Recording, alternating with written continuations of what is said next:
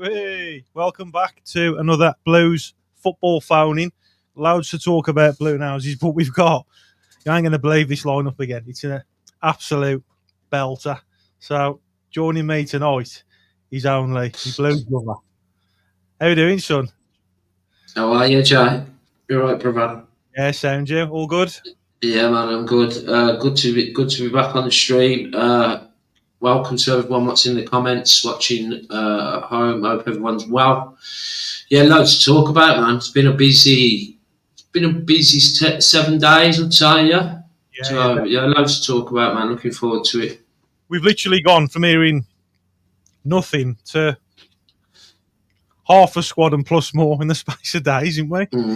Yeah, the main business. It's messing about, do they? The main business. And our next guest, you know him very well. He's well known for parting the Red Sea and walking on water. It's the Messiah. How are you doing? Good, mate. Yeah, are you? Very well. Very hot, but very well, thanks. I'm donning the new blue shirts behind me, mate, as well. Yeah? Yeah, yeah. Feels good, mate. Yeah. You happy with it, Rich? Very. Yeah, it looks cool. Really happy with it. You look better in the flesh than it does on the photos?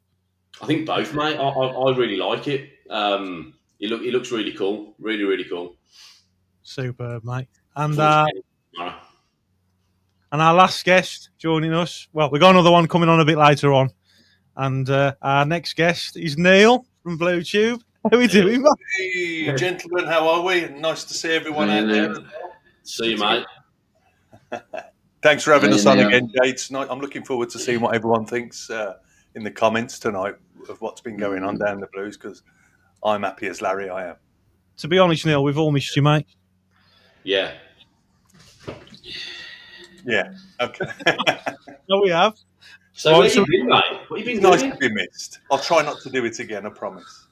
So where you been? He's gone on holiday and he's come back 20 years younger. Yeah, absolutely, yeah. I don't feel it tonight. I think it's sweat with this hot weather. Yeah, it's going to get worse the next 2 days, isn't it, as well? But yeah, it's going to the weekend.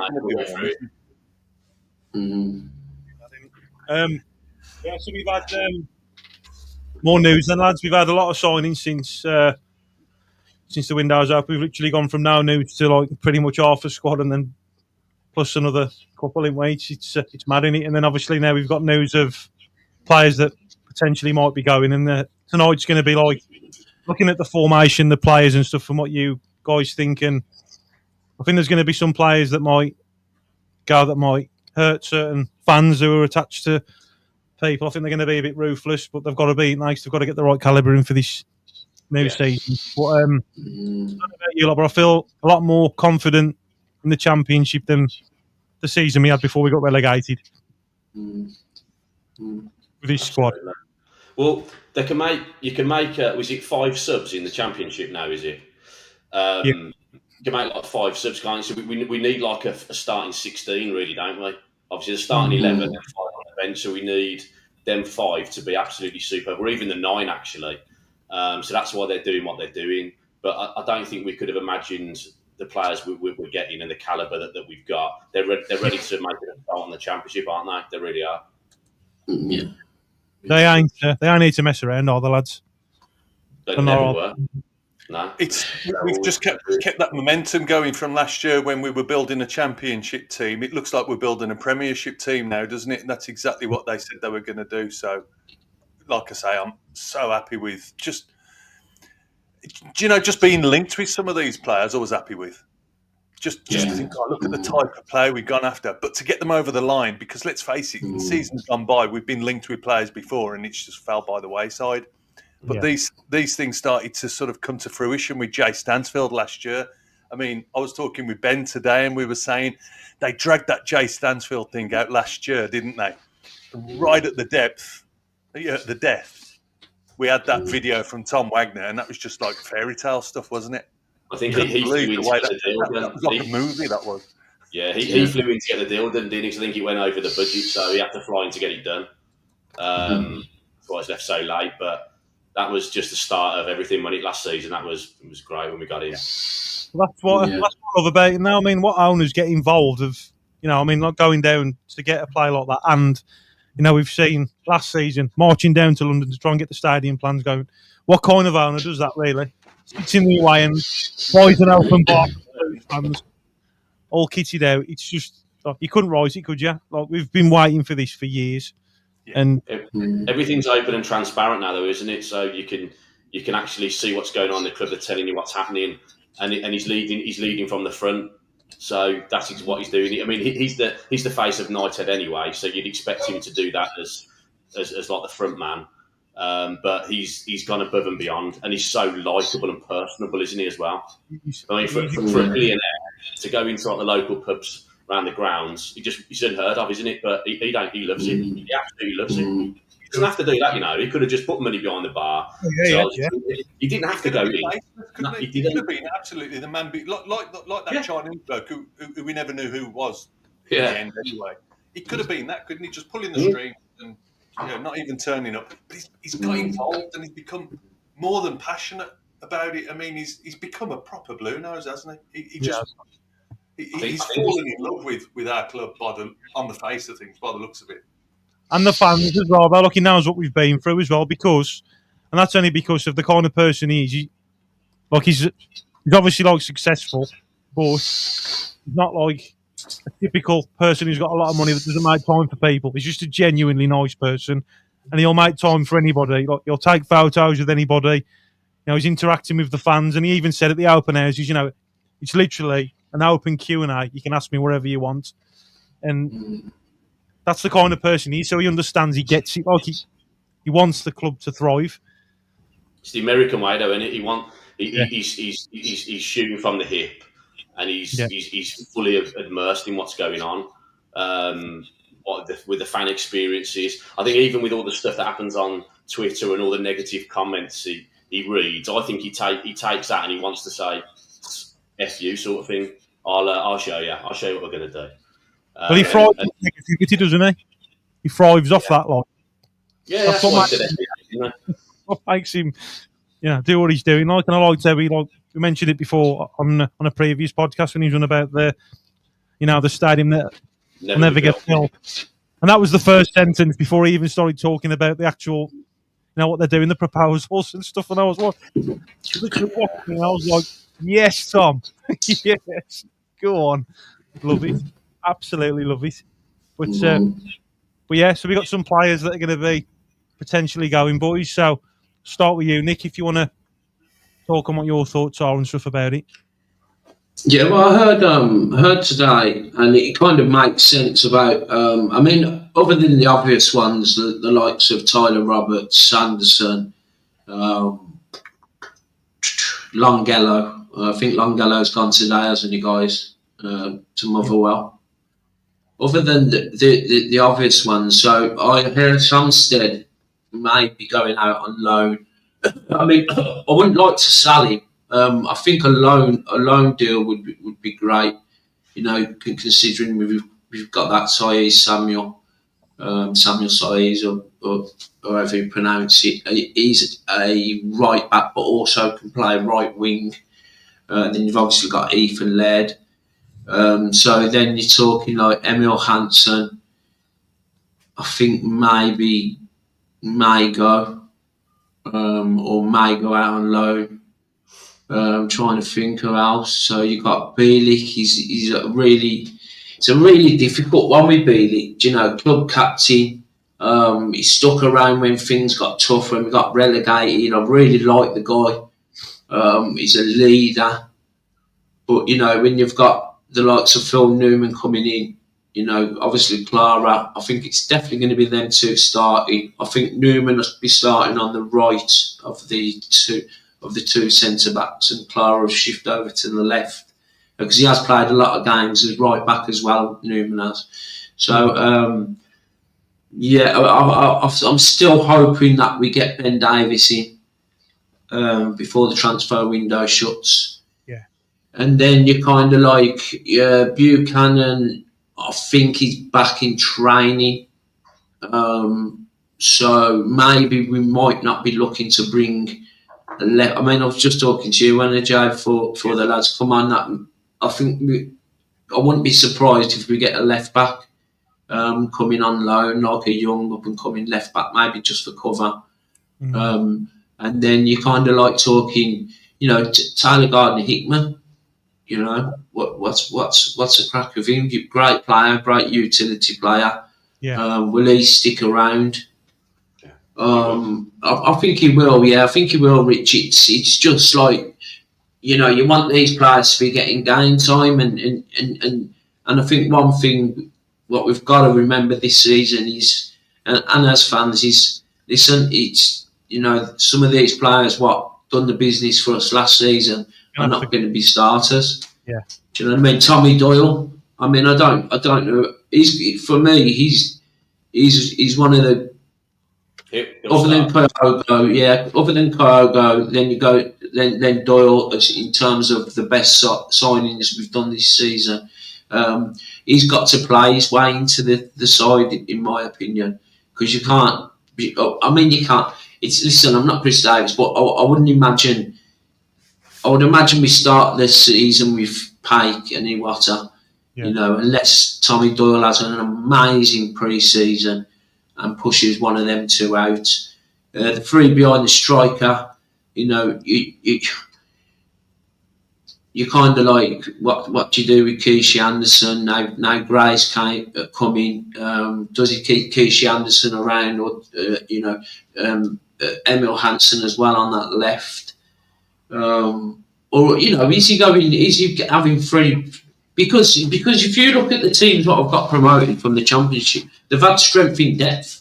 Do you know what I mean? Is he literally going three players for each position? Yeah, man. And you got them Fujimoto's came in as that number 10, that tricky number 10.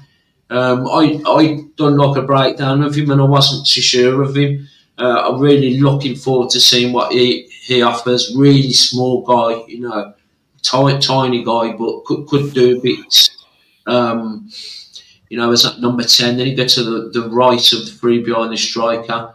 You know, we've got the likes of Scott Wright, who I believe, correct me if I'm wrong, it could be out, I've heard, until the end of the year still. I don't know if any of you guys have heard that as well.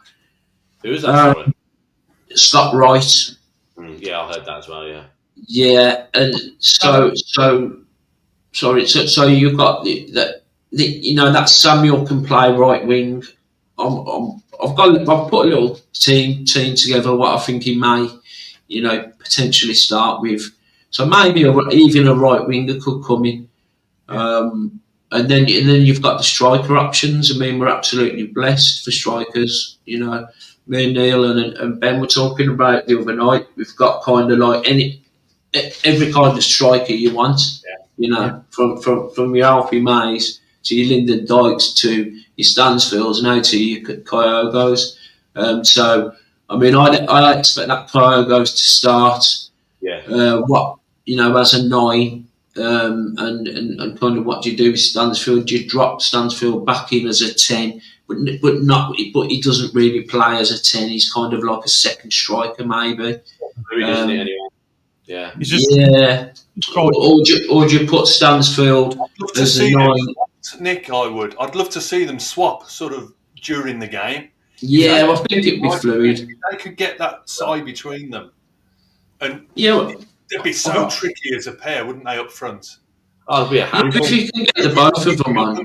Right, you're on him, then suddenly you've got Jay Stansfield coming to you instead. So you just, I mean, you know what Chris Davis is like with his tactics. I mean, I think he will work wonders with these guys this year. I do. Yeah.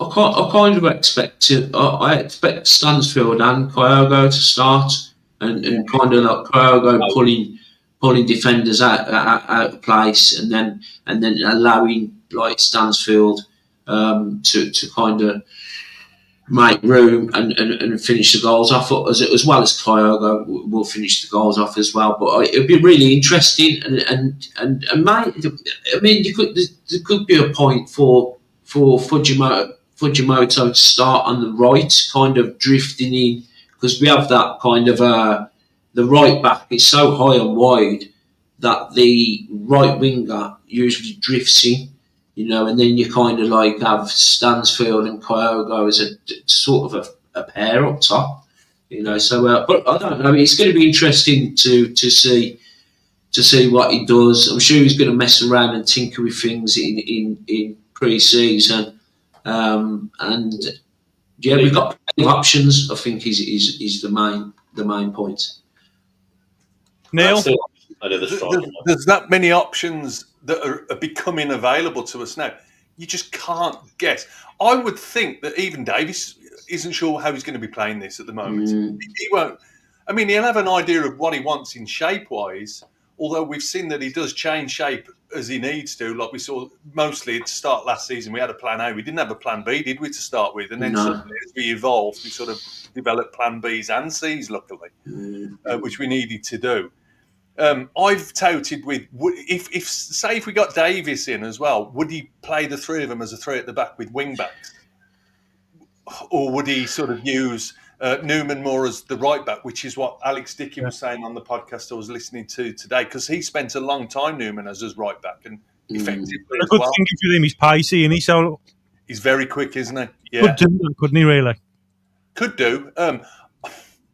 I fancy the three at the back, I do. You imagine Ethan Laird and, not Buchanan, Cochrane on the left, look, shooting forward the way that we know they can, getting into those, behind the lines, getting crosses in, and then, like, you've got your cover at the back then, if need be, with someone like Newman that's got the speed, who would be on the right side, maybe dropping back if need be to cover, because Clara's not the quickest, but he's strong as an ox. And, not much gets past him. And then Davis, which was just a steady. Can you imagine those three connecting? I mean, I don't know. Would people think it's too defensive to have three centre-backs to start with? I don't think so, with what we've got further on the pitch with your Pakes in a while, and then Tommy Doyle to come in. Potentially, potentially, because then wing backs would be really high and wide, and literally, if you're talking three at the back with wing backs, it would, and we've seen like the likes of Clara, and imagine Newman would dribble with the ball into the opponent's half, try and get through the thirds. But it is an option. It's something I talked about last season, that it could potentially play at difficult away games. But it tends to be looked at as a negative kind of formation, but it can be so attacking. Can you imagine the overloads on the wings? To our advantage, if we made it fit the players that we've got, and it could almost throw teams as well, and it does give you that little bit of an option pushing forward, doesn't it? It gives you that possession as well, and with the speed and the skills. Like, imagine Bright. We talked about this, Nick, the other day. Imagine Bright and Ethan Laird like overlapping each other up that right hand side. Yeah, man. Yeah, that's why I think there's a good chance that Samuel will start as the right winger. Do you know what I mean? And it does back Ethan Laird up if he does get caught out. Too high and wide and too up front. But yeah, there's like I say, plenty of options, plenty of thinking for Chris Davis to do. Unlike all of the signings, really, bar. I mean, the only one I've got a little bit of gripe over, which we talked about last time we're on, was the goalkeeper Beadle. But listen, it's done now. For me, Allsop starts. Do you know what I mean? And Beadle has to work his way in. But I did watch that podcast. I don't know whether it was yesterday or the day before. It might have been a couple of days ago, actually. And they seem to think Beadle will start. And I was quite shocked about that. I don't know what that's based on. For me, who knows nothing about management of football, but he would be here to sort of shadow someone like Allsop, who was the best keeper in League One last year and the best keeper in the Championship the year before that. You can't take it off Allsop. You can't take it off Allsop. I totally agree. I mean, you can't take it off him. I'd be a little bit disappointed if Allsop was dropped, to be honest. But at the same time, I've been saying this all close season, I've got total faith in what Davis is going to do. Yeah. A little bit. Come on, you can't take it off Allsop, surely. I mean, at least He's here to be polished up a bit for me, Beadley's. Yeah. Shadow Allsop, because I think he could learn a lot from Allsop, especially that. I mean, look how many creations we had from his long ball game, his accuracy from his long ball. Oh, the yeah. football he plays, he's a baller, isn't he, Allsop, in goalkeeping terms? I think you coined the phrase last year, didn't you, Jay? Yeah, sweeper keeper, and it's stuck in my mind ever since, to be honest with you. Yeah. What do you think, Rich, about the goalkeeping situation? Based on so they're saying, Alex and Brian were saying that Brighton wouldn't have loaned him out if he wasn't kind of guaranteed plenty of game time. So they seem to think he will start maybe against Ipswich as well. I mean, they're quite close to what's going on, aren't they, for obvious reasons? But I think it's quite easy to say that Brighton aren't going to lend us a keeper if they're not going to not be the number one, which I get to a certain extent. But I think with Davis, he'll just pick the best player for the team, and I don't think he'll be too concerned. Well, if Brian said he needs to play and he doesn't play, we'll just send him back in the winter and we'll go and get someone else. I didn't want to sign him because of, obviously, I've seen his stats. I've watched him in the 21s. He does strike fear in me, if I'm honest. And I think if he started on the first game of the season at Ipswich at home, full house, hostile crowd, I don't know if it'd be a big occasion for him. I know he's had 57 appearances in the Championship or whatever it is, but he ain't started at home for Birmingham City, who are on the up. So I think for me, no matter what happens, I think Allsop should start, and then it's up to him then to get the shirt back off him. Yeah. But what I didn't want to do this season was how I felt against Newcastle. As soon as I heard the teams announced, I saw the fouling goal, and I was like, "Oh, great! No matter what, we're going to go through." And obviously, it happened. So I think for me, the only concern I've got is the goalkeeping aspect. I really wanted Mark Travers said it on a podcast with you before. I think you need a proper established goalkeeper in the Championship. Now, for me, Allsop is that. He can play from the back. As soon as that ball comes in, because obviously he can use both feet, he's so confident, isn't he? And I think that a young kid, he's going to be overawed. And I think when the crosses come in, if you notice, when the crosses come in, I don't know, mate. I know he's 6 foot whatever, but I don't know. I just think it could be something we live to regret if obviously we start him and we start conceding a few goals and start giving him time. No, we ain't got time. We've got to get it next season. So I just want the best players to play, but we're not party to the tactics, the training, what Davies sees. So like Jay always said, if Davies says start him, and it's only up to us then to comment after. That's it. Yeah. It was the hiccup to the start last year, wasn't it? Who do we start in goal? And it was the wrong choice. And we all sort of recognised that quite early on, but he tried to stick with it for a little bit just to try and get his confidence there. And we don't want that start again. We need to learn from that season, don't we? We've got a decent number one. Stick with it. And if this lad needs to come and step in if there's an injury or for the cup games and things like that, there'll be plenty of opportunities. I just don't want history to repeat itself. That's all. I just don't want history to repeat itself. And like we said, we went 2-0 down to Peterborough. I ain't being funny. We're at home. Don't worry about that. We'll come back and win the game, and we did. But we ain't going to have that sort of opportunity in the Championship. People are going to punish us. So, last year, teams we got caught out, didn't we, at the back sometimes, but I thought, we'll be okay because the strikers aren't very good. The Championship, they'll bag, they'll score. Yeah. So it's going to be a lot tougher. So just give us every single opportunity. But clearly Davis and the management team see something in him, so we've got to back him. Yeah. If he starts on the first game on the Friday, I'll be disappointed, but it is what it is. And hopefully, he might have a fantastic season. I mean, he's getting obviously more experience as the years go on. So he can't be any good, I suppose, playing for the under-21s. He can't be, can he? But I just experimented on the Championship and we're trying to get into the Premier League, that's all.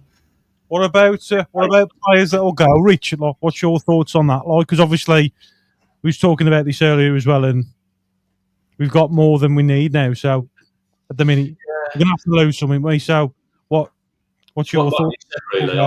What he said. Long hasn't he? Yeah, I mean, we need, like I said, there's 5 subs, isn't there? So 16. We need a proper 16 first team players, the starters and the finishers, as Davies calls them, and then the backup to that. So I think we need another 3 or 4 players. I think we need another 3. I think we definitely need another number 10. Fujimoto's fine, but I want someone better than that to come in as a number 10 and compete for it. I'd like to change Dykes for maybe a McBurney or someone like that, someone who can score a goal. And I think we're on the right back. I don't know if I've got it right. Was it Joe Mendes? Someone Mendes or something? He's a 22-year-old guy that we're in for. He'd be really good if we can get him over the line as a bit of cover. But I think apart from that, I think we're pretty solid. But I think the players to get rid of will be the usual ones. I think it'll be Hall, Chang, Tyler Roberts, Gello, Roberts, Sanderson. I think you'll find Leonard will go on loan. You'll find. I think May. I want to keep May because I think we should give him till the winter window. May deserves it. It's just the same scenario as Allsop. May deserves a chance. He does. Peacock Farrell will go for definite. So they're all the players that are going to be gone. So it's pretty much we're all on the same page with that. I want to see Williamson have a go because again, I think he's going to prove people wrong. I think he's going to have a really good season. I mean, he's still a really good player. I don't know. Yeah, he tailed off towards the back end of last season, but there's still a player in him, and I think he'll. Yeah, well, I think he'll do better this season than he did, especially the back end of last season. I think Williamson might have quite a big part to play this season. I'm still a bit 50-50 about Fujimoto. I mean, it's daft to say that I haven't seen him play. I don't know. I just get a feeling about. I get the who was the other Japanese fellow we had, Miyoshi, bit lightweight. I just hope he's not like that. Bit lightweight, gets pushed off the ball. But yeah, he seems to get tricky. He's got tricky feet. But I think Williamson would definitely give him a kind of some competition anyway. Yeah, I agree.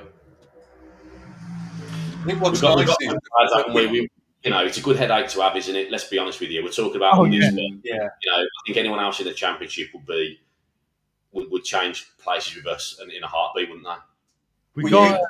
You touched on the subs as well, Rich, earlier on about using 5 subs. But is it right that we can actually name 9 subs? You can name 9, but you can name 5. 9. I mean, that's if we've got a good depth of squad. Can you imagine what we could have on our bench? And that's what I mean, mate. Yeah, and we had it last season, didn't we? We had a fantastic bench. It would change a game for us, wouldn't it? Be like bringing on first starters again. So the changes in terms of subs, is like so. Last season you could have 7 on the bench, and you could bring 5 on. In the championship, you can have 9 on the bench and bring 5 on. So you can still bring 5 on, but you've got more choice this season. Because you remember, because we came down from the championship, I was like, what's going on with the subs, because we was having real good first team players left out, weren't even making the bench. So that's good that we get, is it 9 on the bench to just say? It's 9 on the bench, isn't it? Yeah. 9 on the bench, 5 can come on. So that's definitely helps. And maybe it could have been one of the reasons why we were starting to see 3 players for each position, even though, obviously, I mean, we're not even counting the likes of Tyler Roberts and Deion Sanderson and all that in this. So yeah, really strengthened guys we have, man. But the key is, like I said before, it's the starters and finishers that Davies keeps going on about, doesn't he? So it's the same. Yeah. So we need a strong 5 on the bench who are starters as well. They can start coming off or rotate. It'll be a tough season. And the thing I love about Davies as well, I'm sure you lads saw the video earlier, the first video they done in Portugal, and Davies was there already with his whiteboard and he's analysing how they're training and he's on it straight away. And what I like about what you was just saying there as well, about having the impact subs, he knows exactly, when you're watching a game of football and you think to yourself, right, we need to make a change here. And 80% of the time it doesn't happen. With Davies, he just seems to know, doesn't he? And you just think, What a good call that is. Yeah. He's on it all the time, analysing. You can tell he's really ridiculously professional. He's on it. And that photo as well. Did you lads see that photo of Clara and Newman as well?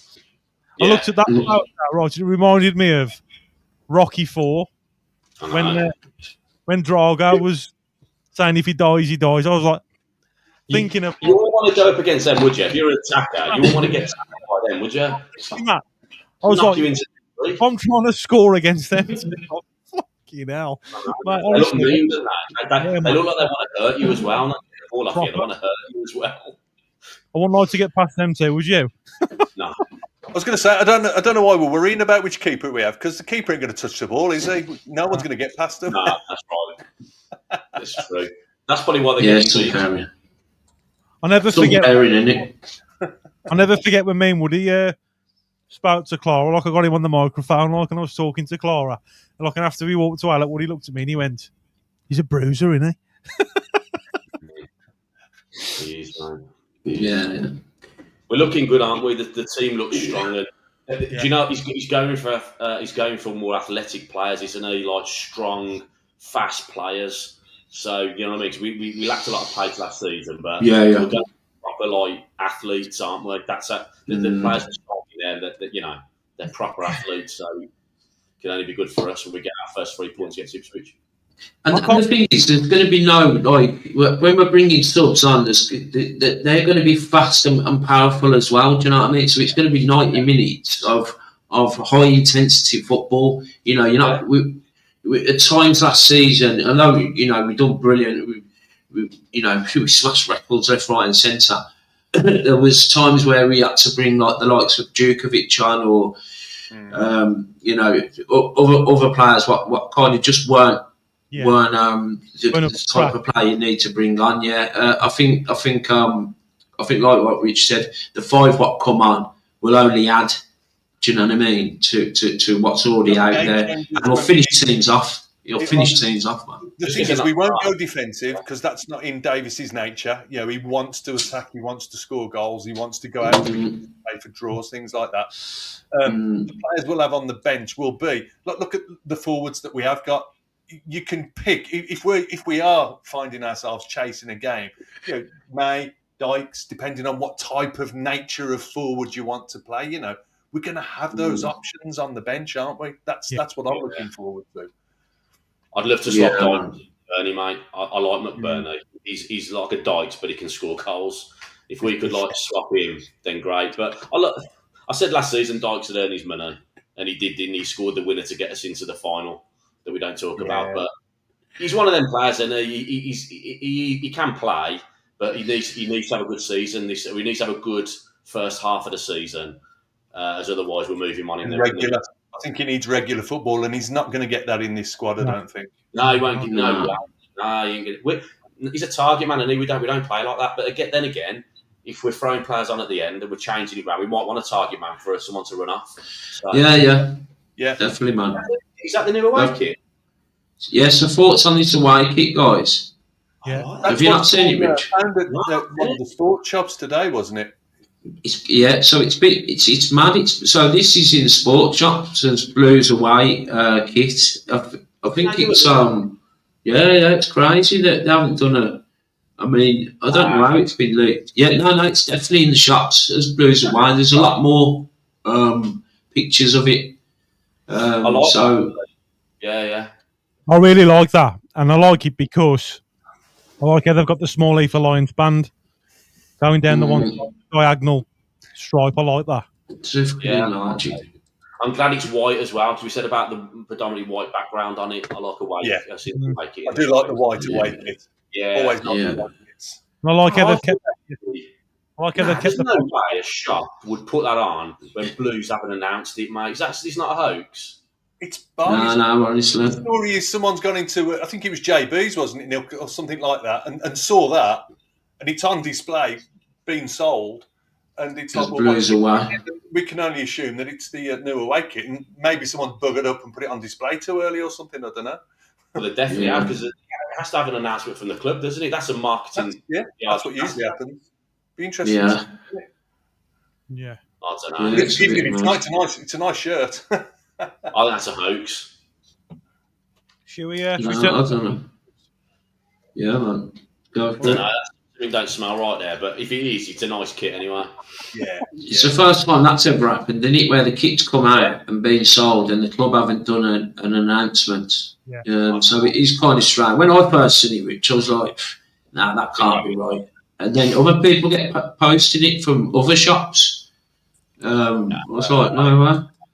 So the number on the screen, Blue Nose used to get calling in about your opinions, the kits, players coming and going, and the numbers on the screen: 0794 626 0220. You can speak to all of us on here. Come on, Blue Noses. Yeah, in new games, also called to the playoffs. He ain't a number two to anyone. He ain't number two to anyone at the club. It's gonna be interesting, man. What he does. Yeah. I know what I'd do, but you just don't know, do you? He's a starter for me. He's your first on the team sheet, like number one for me. I mean, I suppose positives, like we said, we're going to back him anyway, whatever.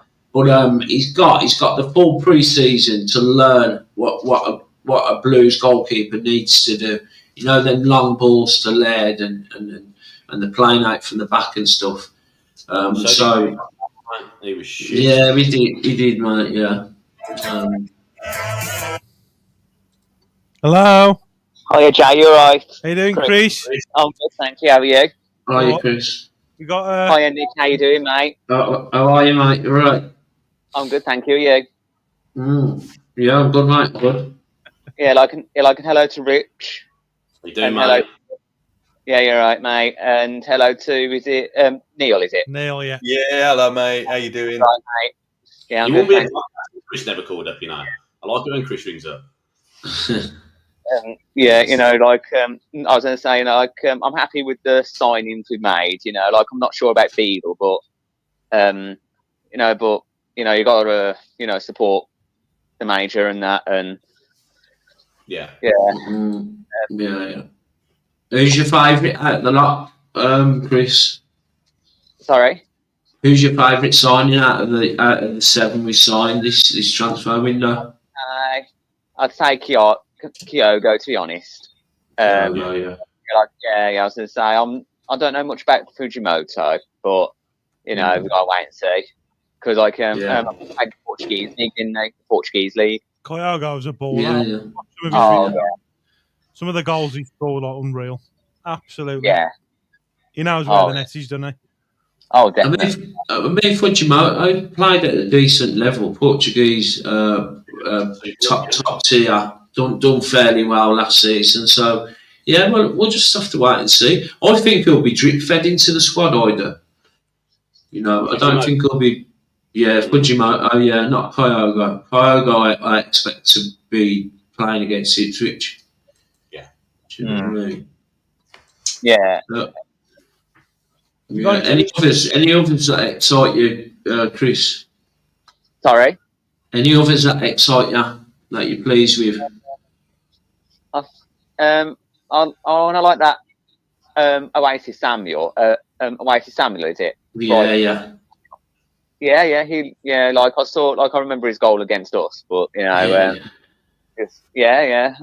do like him, to be honest. Yeah, I'm big, strong, physical, fast.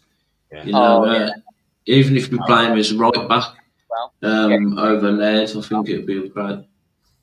Yeah, like he track back as well. So Yeah. play right back, can't he? And like Anything you want to ask Rich and Neil? Like, who do you think will be the best player this season? Well, next season. Sorry. Rich, I'll let you answer that one first. Oh, mate. That's a tough one. Who will be the best player next season? Yeah, let's put it this way: who's stepping up to take the Player of the Year award next season, Rich? Who do I want, or who I think will be? Nah, who do you think? honestly, it's a tough one. I think it will be Kyogo or Stano. I do. I think Stano's going to have a really, really good season. He's obviously what he's doing, but I think it's going to be very hard that Kyogo won't be our standout, absolute best player, which I think will help Stano anyway, because the limelight will be off him scoring all the goals. Sign someone off Kyogo. Bear in mind, last August, Man City were in talks to sign him as their backup striker, and he fell through. So before he went to Rennes, so Guardiola wanted him, didn't they? We've pulled off a real transfer coup there. But I think but that's just the strikers. They score the goals, but I think Newman's going to be fantastic. I think Clara's going to be fantastic. Awata, that's what I mean. That's why it's a good question, Chris, because we've got some really good players. Oh yeah. For me, I think he'll be the star next season with Stano. Oh yeah. What do you reckon, Neil? Right, you stole my thunder there, Rich. So I'm going to go with Iwata because for me it was between him and Stano rightly won it last season. But I think he's going to have a couple of his compatriots around him now, isn't he, this season? He's in the Championship. He's going to really shine for me with that extra quality around him this season. He's really adapted well in such a short... I mean, that guy landed on his feet, didn't he, with Blues, and just took off straight away again. So, for me, Iwata. Yeah, just to be different. He's class. I think, that Pike's got more chance of being dropped than Iwata with Tom Doyle. Yeah. So, I mean, you imagine Iwata with Pike anyway, but imagine him with Doyle as well. Oh, yeah. Is there a scenario where, I mean, because a few of the guys in the comments, and it has been mentioned that Doyle can actually play as a 10. Is there a scenario where we get all three of them in? Then you're looking at where do you put Stansfield? You can't put him out on the left because he's a striker, isn't he? I mean, he can play on the left. I think he can play on the right, but he's a striker. Doyle could play as a 10, but we'll have better players than that in the 10 position. Doyle's strength is playing from the back, spraying the passes. So we need to just switch him into, don't shoehorn him into a position where he's not comfortable. But then again, you might play him in a cup game and try it and see. Let's just see how he goes. But I think we still need another number 10, mate. Honestly, I do. I think we need another starting there. Oh, yeah. Like, I'm looking forward to the Clara and the Newman partnership. Oh, yeah. That looks really... They're animals, they are, Chris. Oh, absolute animals, mate. That photo was on about earlier. They look like a pair of brutes, don't they? Try and find that picture, Jay. Put it on if you can find it. Yeah. I haven't seen it. It's just a pair of them running. Yeah. They just look brutes. I mean, Newman's really tall anyway. Newman's got the pace as well. Clara ain't the fastest, but he's got the strength in. He's like we've spoiled again. So that even if, worst case, Clara was to get beaten, if he hadn't to throw somebody over the barriers by then at that point, Newman's going to catch up with him anyway. So back line. And I was actually looking. Yeah, lads, I've got something to show you. Right, this. Oh, everything's dropping down. Right, this was my old collection. This was when I was a kid. Right, this is my Topps card collection, and I actually think that the back lineup is better than this one. Right, I might get a bit of stick for this, but so the lineup we had. This was my card collection. It was when we had card collection from last season, isn't it, Jack? Yeah, this was 2004, 2005. It's the only one where I collected everything. Did you get this it? Was when we had Mario Melchiot, Kenny Cunningham, Matthew Upson. Yeah, it was easy. Players like that as well. I actually think it's better than that back four. Yeah. I really do. Yeah, it is a strong back four, isn't it? I mean, now we've got pace in there, with Newman, so... Yeah. We probably asked you this before, Chris, but what did you say we'll finish top 6? I think we will, yeah, because like of the signings we've made. But who knows? Yeah. Have you got a message for the Blue Noses, Chris? Keep right on. Shit on the Villa. FEA. Good lad. Superb. Nice one, Chris. Cheers for ringing, I'll let you Chris. guys get on. Guys. Bye. Bye. Cheers, Chris. Thanks for phoning, mate. And as well, mate, the one and only. There we go. Hang on, we've got to add another camera in here. Is he Woodard? Yes, Woodard. Where is he? I never know what he's doing. He's here. Hey. Hello. Hello. How are you? How you doing, Lee? You all right, mate? I'm doing fine. How are you guys? Joe and Neil and Nick. You're right. You're right. Don't forget me. Got the elites on tonight, mate. Yeah. This lineup is the new squad that Davis is building. Told you, mate, it's the Galacticos, mate. Galacticos. What a lineup tonight. Yeah, man. How are you, Lee? You all right? I'm fine. I'm getting excited. 4 weeks away, new season. Next month. Yeah, mate. You've signed a new striker, Lee, haven't you, as well? You've signed that... we paid £5.5 million for a new forward at West Brom. Norwegian guy. He looks good, doesn't he, mate? Yeah. You happy with him, Lee? I'm happy with him, yeah. Yeah. What about in terms of where the Albion will finish this season? Albion, see if we can finish top 6. Yeah, you reckon? Yeah. Good lad. Nice, play you in the playoffs.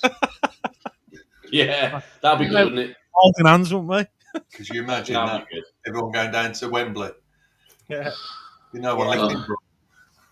Have you got any questions? Where were you the night, Lee? Were you at a reggae concert or something? The lads were saying.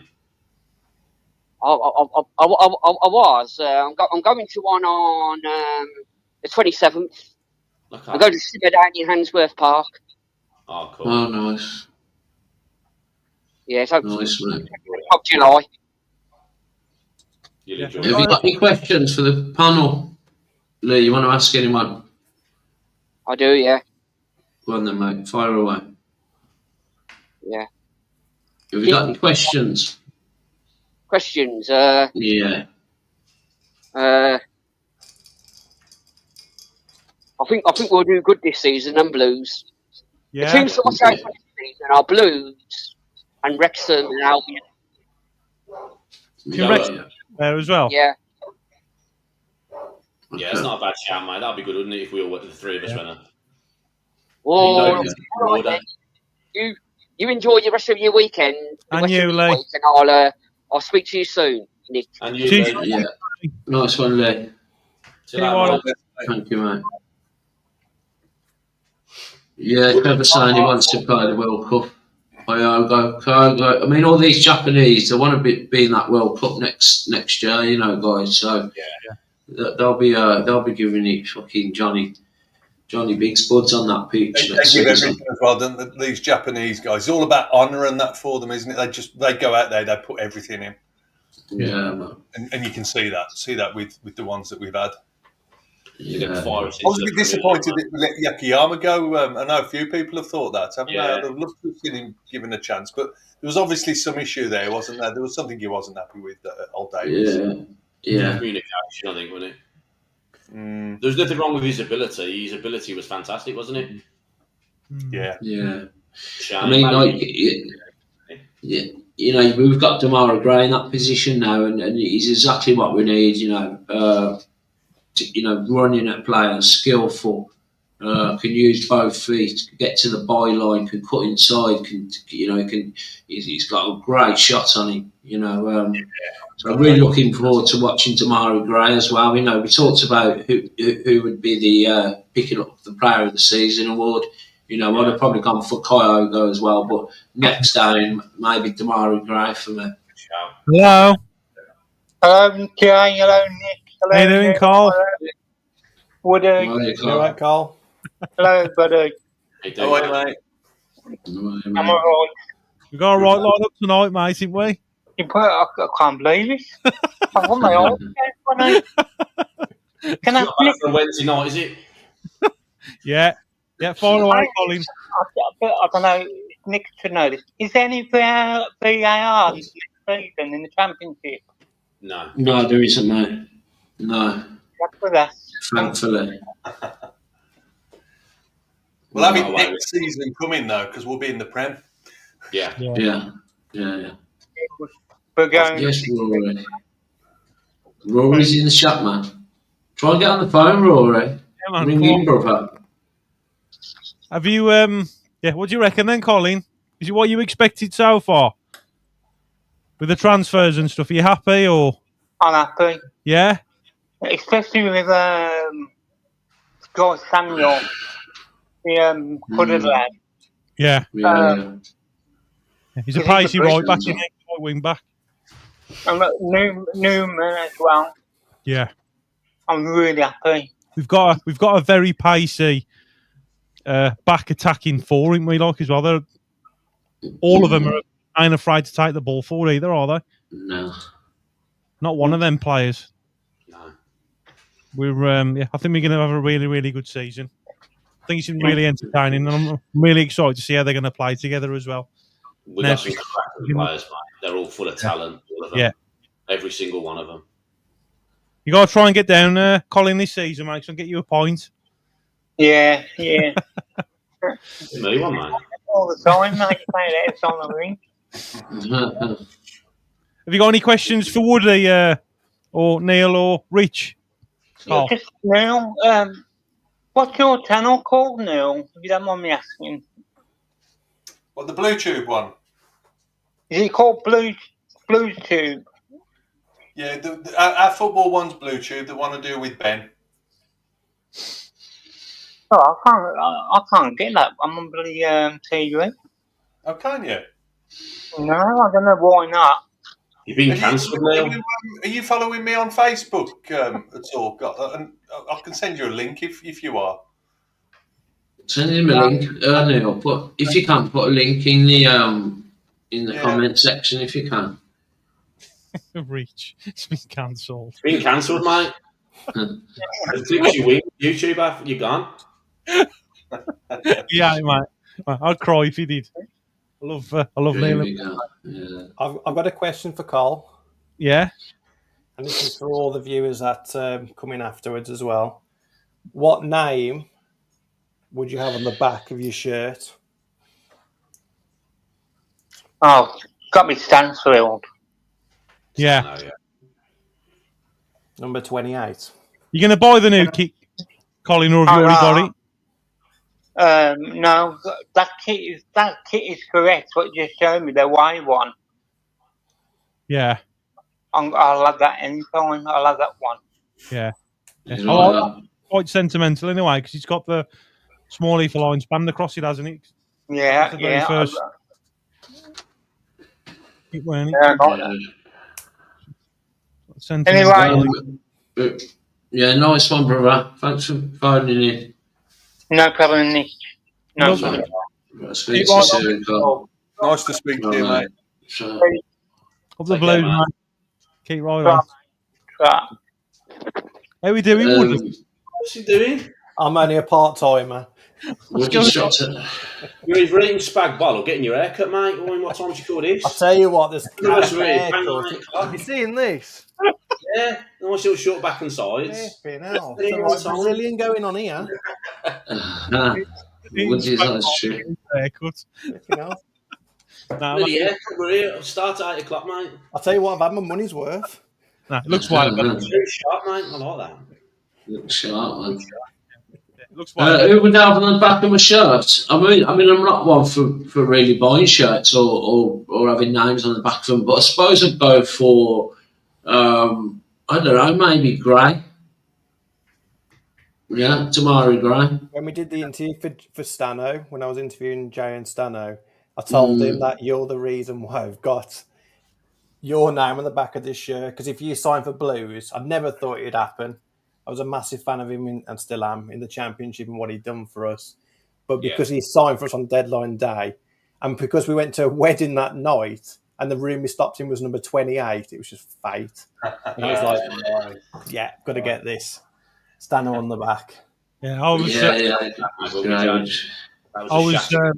Emotions were high. I was telling the lads, Woody, about that day when we saw Stano and Clara come up to us, didn't he? I was telling the lads after we finished talking to him, like, you looked at me and you went, he's a right bruiser, isn't he? I think me and you were about the same height as him, but we was on the pavement, weren't we? Yeah. That was a right bruiser. I seen him at the Conatini fight. I don't know if I've been on the podcast since that, but I went to the bare knuckle boxing at the NEC. Yeah. And I bumped into Conatini was fighting, and I bumped into Clara while I was there. Yeah. Are they doing another one? Because I would going to that, and when you mentioned it, obviously you obviously couldn't get tickets because I'd get to that. Are they doing another night there? Are they? Yeah. He's doing one at St Andrews next year.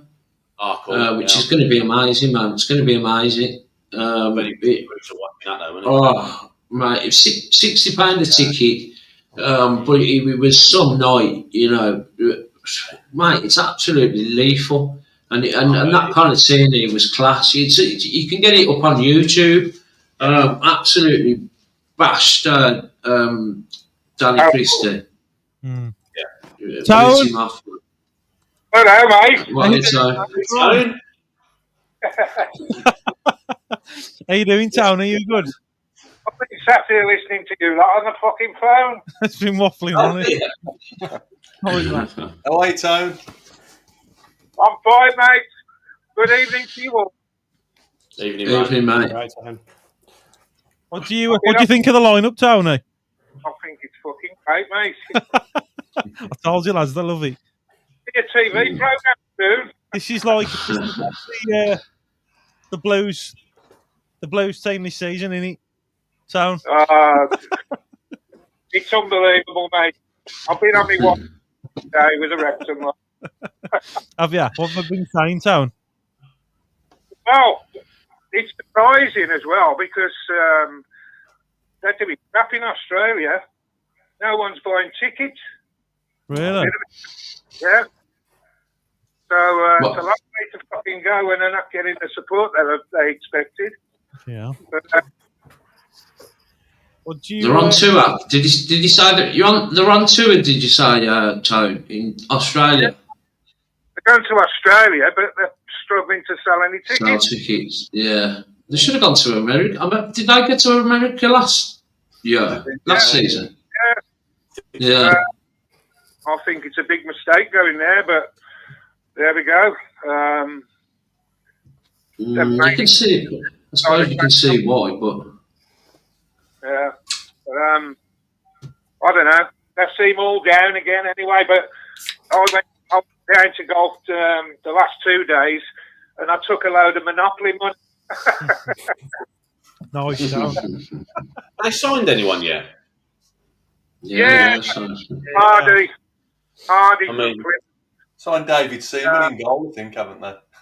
yeah. Danny It's not Dad's Army, any wet Wrexham. Yeah. Yeah. I walked up to the bar and got all the Monopoly money out and said, "Come on, I'll buy the fucking lot here."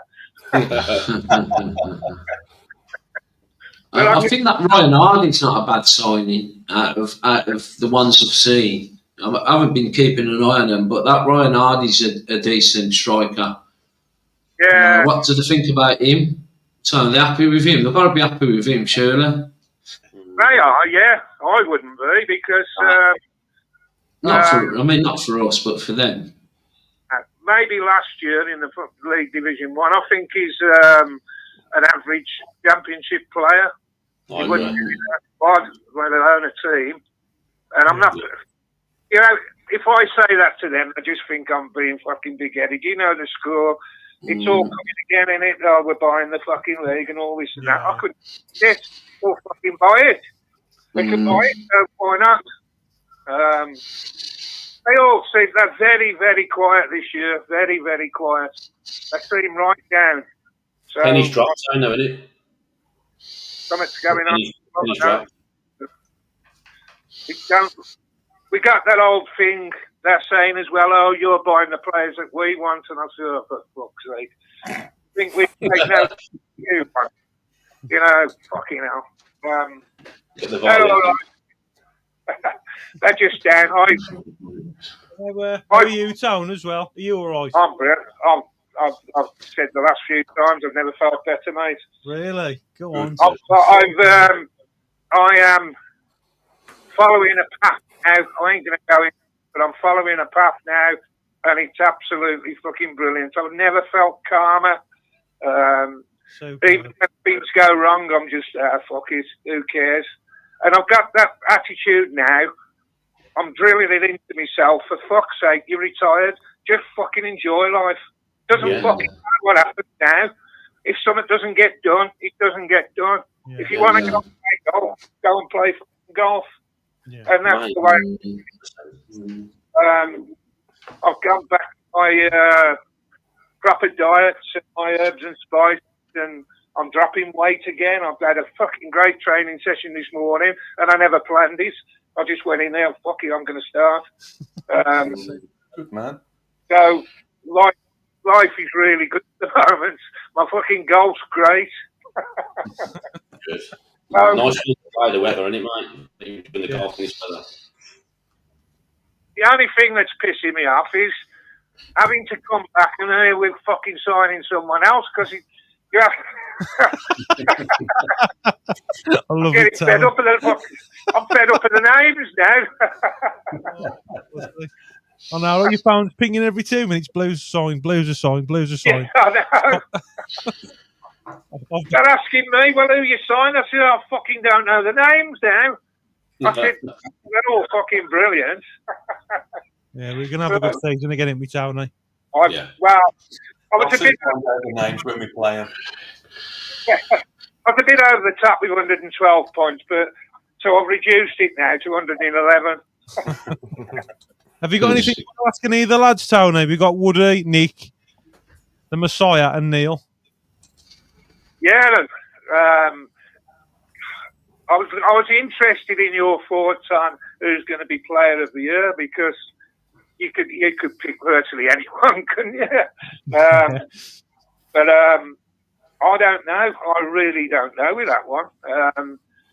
But I've got a sneaking feeling Newman's going to be the Player of the Year. I really do. And I tell you what I like about him. Someone put in comments before, well, there won't be a language barrier between him and Clara now, but he speaks perfect English. Yeah. He speaks perfect English, so I just think it's going to be great. I really do. I'm not dishing other teams, but I don't think it's going to be the strongest championship because, as you say, Leicester are in trouble, aren't they? If they get a deduction. Ipswich, well, I still think they can lose their manager. Southampton, they've got a new manager in. They're getting rid of players, so they've got a bed in. But the brilliant thing, I think Sadie said it earlier, the brilliant thing is we've got these players in now and they're in Portugal training, whereas last year we didn't have that. Yeah. We have to still build in. By the time the season comes, these players will know exactly what to do, where they're going to play. Yeah. You know, they'll know what he expects. It's just all looking good, isn't it? Yeah. I've got a question for you, Tone, and for the lads as well. This was only something that I read online about 1 o'clock this afternoon, and it was about, obviously the lads now, they're on tour now in Portugal, now they're getting ready for the pre-season stuff. But, there was a comment from one of the Blue Noses that they hadn't saw Hansen. So the question was, has he definitely gone, or could he be another player that could potentially go? Now, obviously he plays in the same position as Keshi Anderson. We signed Gray as well. So out those two players, who would you rather keep, Keshi or Hansen? I mean, we might keep both of them, but just a general If I discussion. had to pick, I'd pick Kesha. Yeah, mate. Yeah. Because he's, you know, when he first come, played a friendly, and you think, oh fucking hell, got him on a free transfer. He had his injuries, but he strikes me as the bloke that if he's dropped, he don't fucking get it down. He's just stronger and stronger and proves people wrong. Yeah. I don't think he'll be a starter, but he's fucking ideal to bring on. Yeah. And I think he's a good bloke in the changing room, and that probably aligns him more than what Anthony is. But I don't know. And it's a bit sorry tell with Anthony, his injuries and whatever, but it's a brutal fucking world. If we want to get back to the Premiership, want to be a top team, we're going to be brutal. That's what all the lads have said as well, though. That Woody, Reach, Neil, Nick, they've all said it as well. Yeah, we've got to be wherever they've got to. There's going to be a few fans that are going to be a bit sad to see certain players go, but it's a certain step we've got to take to get to the Premier League. Yeah. And obviously balance the books and the figures and everything as well. Not that we've spent that much already, but we're generating the money anyway, ain't we? But it's just yeah. I think the one player, I like, but I think it'll surprise us this year, and it'll go against some of the comments in there because I think he's crap. But I think Williamson will come good this year. Yeah. If he has a full and he's not injured, technically, I think he's a brilliant player. Town, right? We've got and the lads Thor. His natural position's a 10. Yeah. I'll give him a go. I'll give him a go on it. Yeah, we've got a Tommy Doyle as well, but this is what I'm saying. Certain players get picked and players are going to be on the bench now. Imagine the players we're going to be rotating this season. They are. Honestly, it's unreal, isn't it? Yeah, you think of the teams we've got to play at a big step upward to what we played last year. We're going to be altering the team, and I don't think we're just going to be playing that one system. I think the players that he's signed to do 2 or 3 systems. Yeah. 3 at the back. One game, it might be the usual 4-3, whatever, 2-1 or whatever.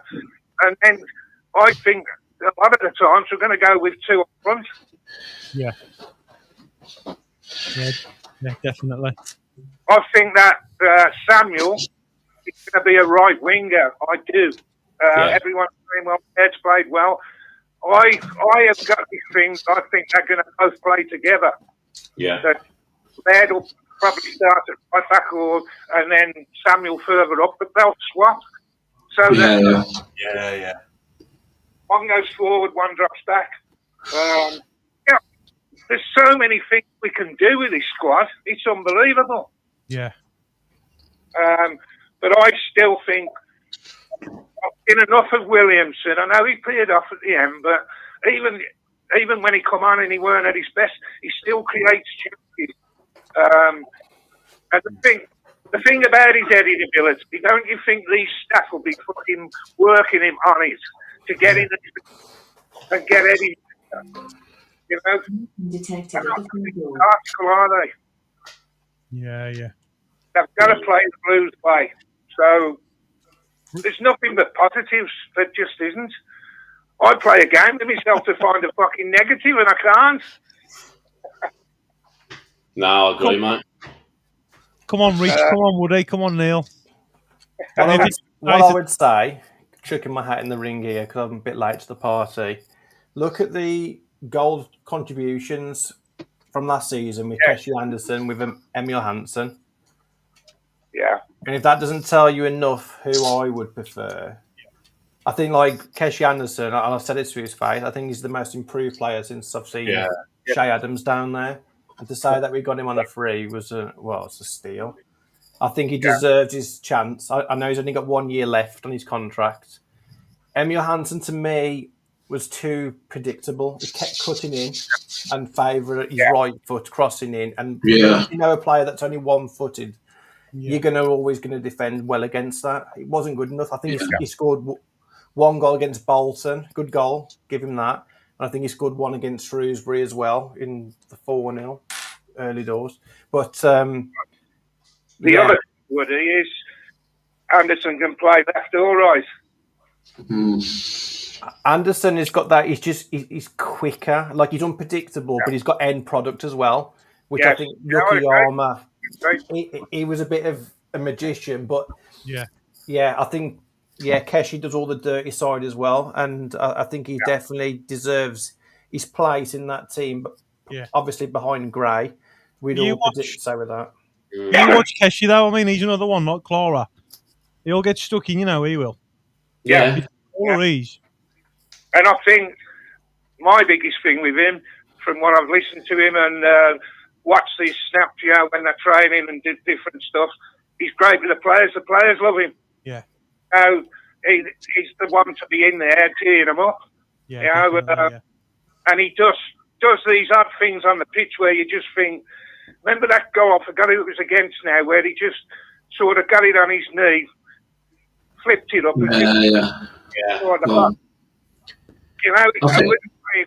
We were playing pretty awful, to be honest. But I just think he's a game changer. I really do. Whereas we're sorry for Anton, but you take your chance, don't you? You can't. If we want to get to the Premiership, you can't keep holding on to these players. No. I mean, you look at when we went to pre-season last year, we had people like Roberts, Anderson. We were all hoping, including me, they'll fit here, they'll do this and that. What a fucking difference. Yes, true. We're not hoping, we're just fucking pulling our hair out. Who the fuck's going to play where? Yeah. Because the squad is that good. And it might work that we are that good that some of these players might have to step up. Yeah. And that might do. You never know. But the thing, like I mentioned before, though, Tone, what I like about Davies, and me and Nick have spoke about this, and Rich and Woody as well, on the last podcast, was the fact that Chris Davies, he looks at the personality before he starts looking more at what they can and can't do. And with this squad and set of players now, they're rooting for each other as well, aren't they? Yeah. Yes, they are. And that is massive. There's no iron team. Is the teamwork makes the dream work, and it's what you want to. Jay, that's what I was just thinking when you started saying that. I think with the winning mentality we've got now, and even we've mentioned the keeper. Going back to that, he's a winner, isn't he? He's an under-21 European Cup winner. Just having that all around the squad, everyone in that team has got that winning mentality. So whoever starts, just that squad thought, that positivity throughout the squad now, it speaks volumes, doesn't it? And the cream we said this the other week, didn't we, Nick? The cream will rise to the top with, and that's what the pre-season's for now, isn't it? And that's what we've got to establish. But I pick the right team. I look at that with the keepers anyway. Yes, we've got him on loan, and probably they've said they want him to play first team football. But I doubt Davies is just going to throw him in straight away. And if he's not good enough, he won't play him. What's the worst they can do? Is recall. Yeah. Exactly. Davies ain't going to be con like that. He must have it in him. I would have because I like. My view on it, though, Tony, is I don't want him to cost us too many points if that is the case. Do you know what I mean? Like, if he's going to throw him in against Ipswich, and it's a mistake that loses us a game, then that's like 3 points we've lost. Do you know what I mean? Because he did start BPF, didn't he, last season? And I think a bit of a mistake with BPF was a statement signing when they got him. That's what they thought. But I think they had the idea that he was going to be the number one, and also was going to be number two. Yeah, but Yeah, that's true. What you've got to think is, lads, right? His last season, right? We didn't want to get relegated, but we did. Yeah. It happened, and it's just like Tom Wagner said, it's not going to affect the ambition of what we want to do and where we want to take this club. Now we've gone down, and it's gave us that opportunity to pretty much clear the whole squad and the deadwood. So I know what you're saying about Bailey Peacock-Farrell, but you've had two brand new keepers that one of them's got to start, and Chris Davis has got to find out which one he wants to play. So earlier on in the season, that was the difference last year. We never had a goalkeeper. We got both them in. Yeah, that's what I mean. We've got to recognise keeper now. Yeah. We've brought someone else in to push him or take his place. Yeah, that's the difference. I don't think Beadle's going to start. I don't. I think Allsop will be starting. Yeah, I agree, mate. Yeah. Maybe Beadle will come in the cup game. Yeah. I don't know. I think I'll have a feeling he'll start him. I just have a feeling.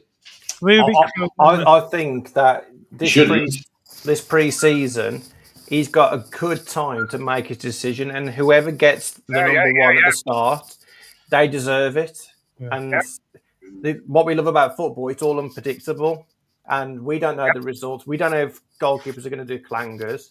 All we can do is put faith in Chris Davis, and whoever he picks, go with it. And obviously the other goalkeeper, he will have all the match day experience with like the league games, the League Cup games, the FA Cup games, and that's what it's like, though, isn't it? Yeah. What we're blessed. Last year, did fans question Davis because he was first here, but he does something different, and you're thinking, fucking hell, he's a man of his own. He's a man that got his ways, and it's his way, or fucking get out. I looked at a bit of training thing, and they all seem to love it. You see, if the game was tomorrow, was playing Ipswich tomorrow, I would hope that Ryan Allsop was in goal, just because he's earned his place, he's proved himself. Yeah, but we've got exactly a month now for him to make that decision, and as fans, we have to go out there and support them, whoever he chooses. Yeah. We just got to show up, and we've got to, really encourage him. Like, if you look at that game against Peterborough when we're 2-0 down after 15 minutes, I can honestly say I did not think that Blues would lose, and I've never felt that for a long time. Yeah. I actually felt that we can do this, and none of us. Well, I'll speak for myself. I didn't get on the players' back. I thought Bailey Peacock-Farrell, please just don't be involved in here. Which is quite cynical, but reality is we had enough firepower of a squad to come back, and we won as well. Yeah, so football's played over 90 minutes, so we've got plenty of time. I don't think also at the top yet, because he'll be thinking, I've got to fucking improve now. If you get someone in that's going to half take your place, you're going to fucking improve, aren't you? Yeah. It's up to the players to stand up. I think Dykes is going to replace Dukey as that type of player. Yeah. But I still step up.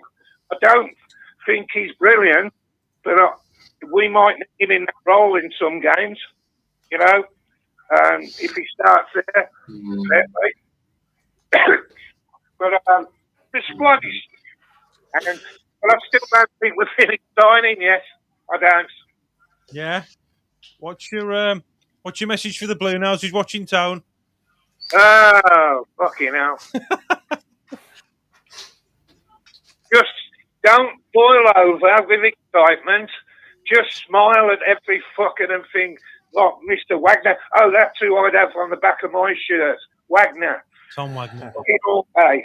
All fucking day. All day. Number one, Wagner. You need to see him as well, Town, and tell him how to spend his money this season. I know. I'm going to have a look at the friendlies.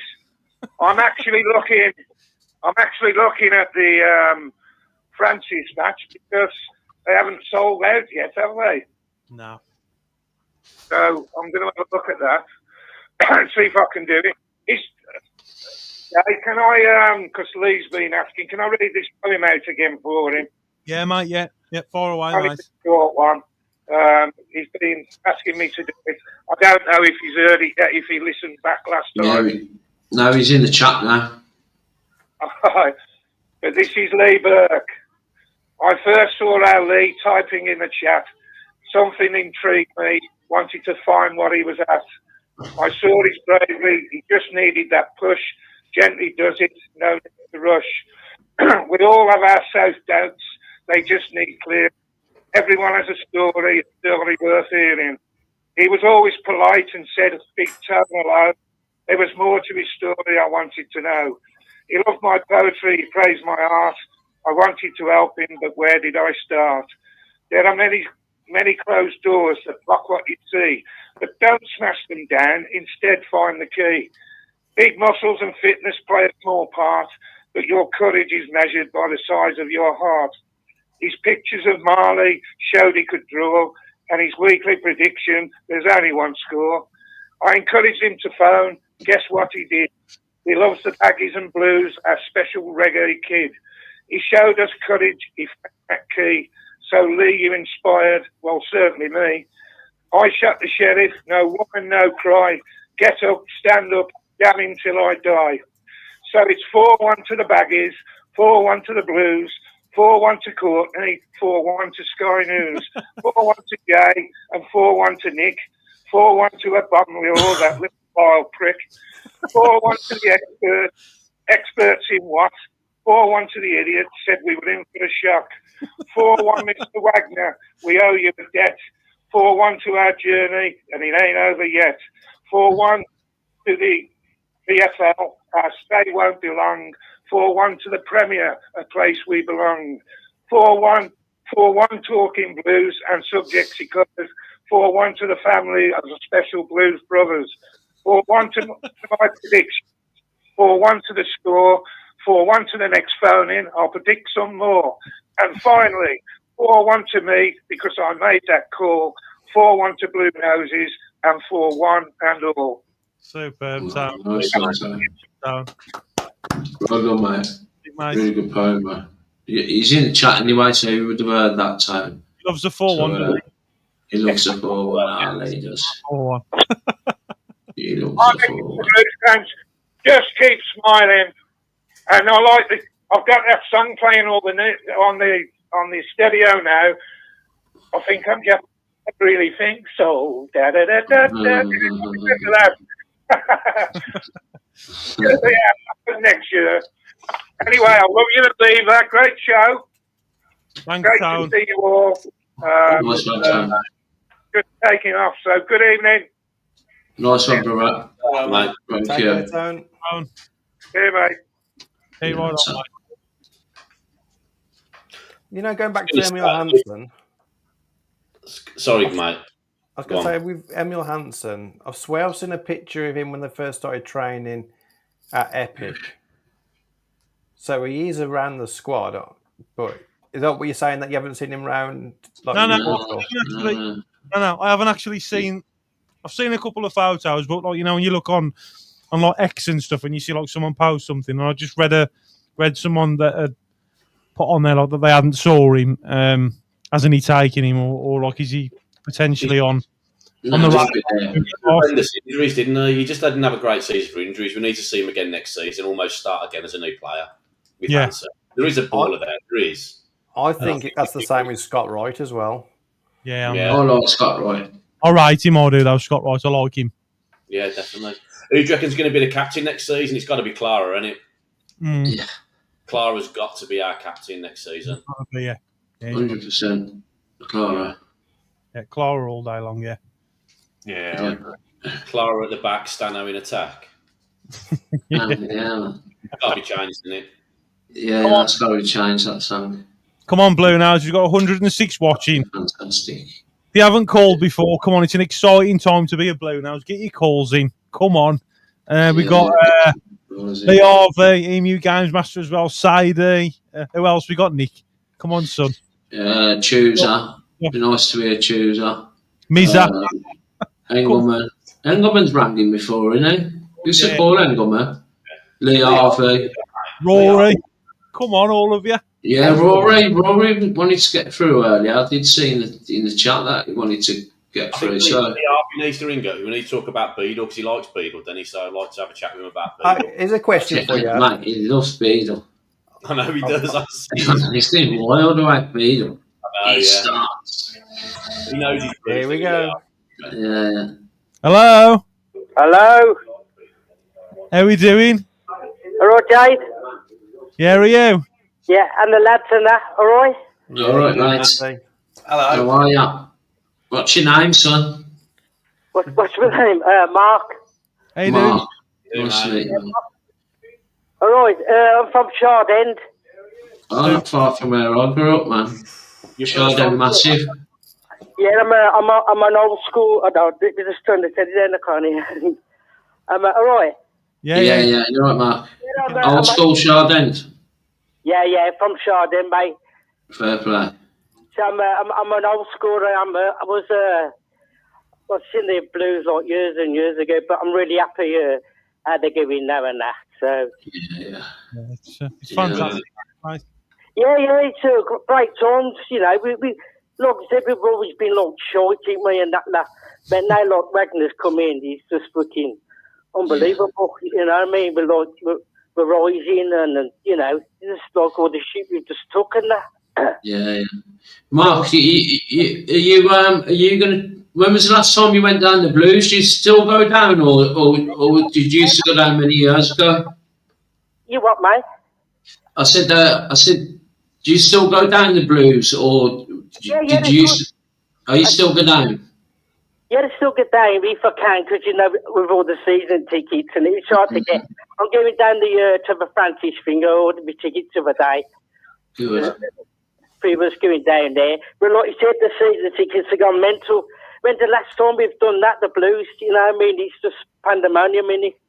Yeah. Just pandemonium, you know, freaking. I just buzzing. I just can't wait to like get back to where we were. Good times are happening, like you said. Yeah. You know, it's just mega, because we've always been in this shit, ain't we? We've had shit players. We've had, you know, we've always shit looking them owners down the road and that. So hopefully later on, we've just got to fucking storm it and just go strength for strength. You know what I mean? Have you got a question for Mark Neil? Anything you want to talk about? All right, Neil. Hello, mate. Yeah, well, I can think of a question for you. So, give me 10 minutes. Yeah. It's going to be a blasé question, mate. But who do you think we should be starting with up front, forward lines, out of all the strikers we've got? What would your starting lineup be along that front line? Who's going to score the goal, basically? That is a good question, but I don't like Deutsch. I don't like Deutsch. I don't like Deutsch either. I don't like Deutsch. Alfie May, we give him a chance, but I think he's too small. They get pushed about in the championship because it's physical. Me, myself, Alfie May, Stanfield, I really love her. He's a good quality player. And I would like to see us bring some more quality, another two more or one more, like your man said there. Another one like, not better than Ollie Burke, somebody like that, you know, somebody really good who can put it about to that, like a different dimension. But the strikers we got there, I'm not really happy with them, if I really want to know. I'm not happy with Deutsch. I watch him play for Scotland. He don't do it for me, mate. Yeah, same as me, mate. You what? Same as me, mate. I agree with you. He just gets his goals now and then, but you need somebody like... It's difficult because a couple of seasons ago, we'd have had someone like Dykes in the squad. We'd have been chuffed to bits, wouldn't we? But with what we've got now, it's just far better, isn't it? Yeah. Yeah, that's what I mean, mate. You know, somebody, you know, in that level. We need somebody like now. Blues are going forward. We need good quality players now, mate. You know what I mean? Look, you know, to get where we want to go, we've got to get better players. You know what I mean? You know what I mean? You what, mate? Good answer, mate. You're talking sense. It's really good. No, but that's what I mean. But if you want to think, you can have the best thing. You can have the best. Yeah. You know what I mean? You're happy with all the signings that we've done this summer? I tell you what, the signing, that just can't. You can't get any better, can you? No. You know what I mean? You can't get any better. Brilliant, isn't it? You what? Brilliant. We've already Yeah, they're all quality players, isn't they? I think we can do really good. Like we've always said, top 6 is a minimum, but we got to put like Wagner. He ain't that. He's doing for that. He wants to just get in there the Premiership quick as possible. You know what I mean? Yeah. Well, what we're doing now and that, and with the stadium. You what? Yeah, he wants us out. He wants us out in Parliament, doesn't he? Yeah. Yeah. Yeah, we all know. You got to get, if you want to go places, you got to get the best and that. You know what I mean? We can't just hang about with all these these players. You know what I mean? We got to get really good players. You know what I mean? Because I'm looking forward to the season. Just can't wait. Everybody will speak to. You know what I mean? Like yourself, we're all buzzing. We're just hoping we're gonna have a cracking season. I'd like to see us have a good cup run as well, mate. Yeah, it's gonna be rocking, isn't it, when we go back? Yeah, that's what I mean. It's gonna be rocking. We got to make it as hostile as possible, though, as well. Of course, you know yourself. You know yourself. Like you say, hostile. Yeah. Like you said, Blues fans. When Blues fans are on singing, you can't beat them fingers when they're singing St Andrews. You know what I mean? That crowd, once you down there, when you sing that song, it gets through your heart and your finger. I'm half bloody crying, I am. I know, mate. Absolutely love it. That first game Friday night's going to be special, isn't it? The atmosphere is going to be really special. Yeah. If we don't get 3 points, I'll be very surprised on that opening game with the fans, the full house, and the state. And it's going to roar them on into success. Definitely, I think we'll beat it. Yeah. Go on, Rich. Go on, son. Yeah, but that's what I mean, Rich. You know, you talk like the sense of a shoot finger, but that's what I mean. Like you said, we just got to aim. We just got to go for it. You know what I mean? Are you a first-time caller as well, Mark? Yeah, mate. Superb, son. Superb. Yeah. You got to see the Bronx out. Superb, son. I remember that year we're going to be freaking old Tom Russell, Bronx Sats and that. Yeah, absolutely, mate.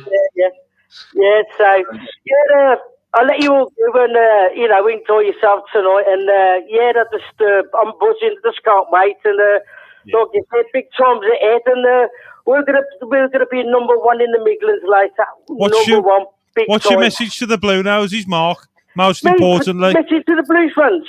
Just keep backing the Blues, and if we're all just on the same level, on the same page, and we're just going to give, just whatever. Strength.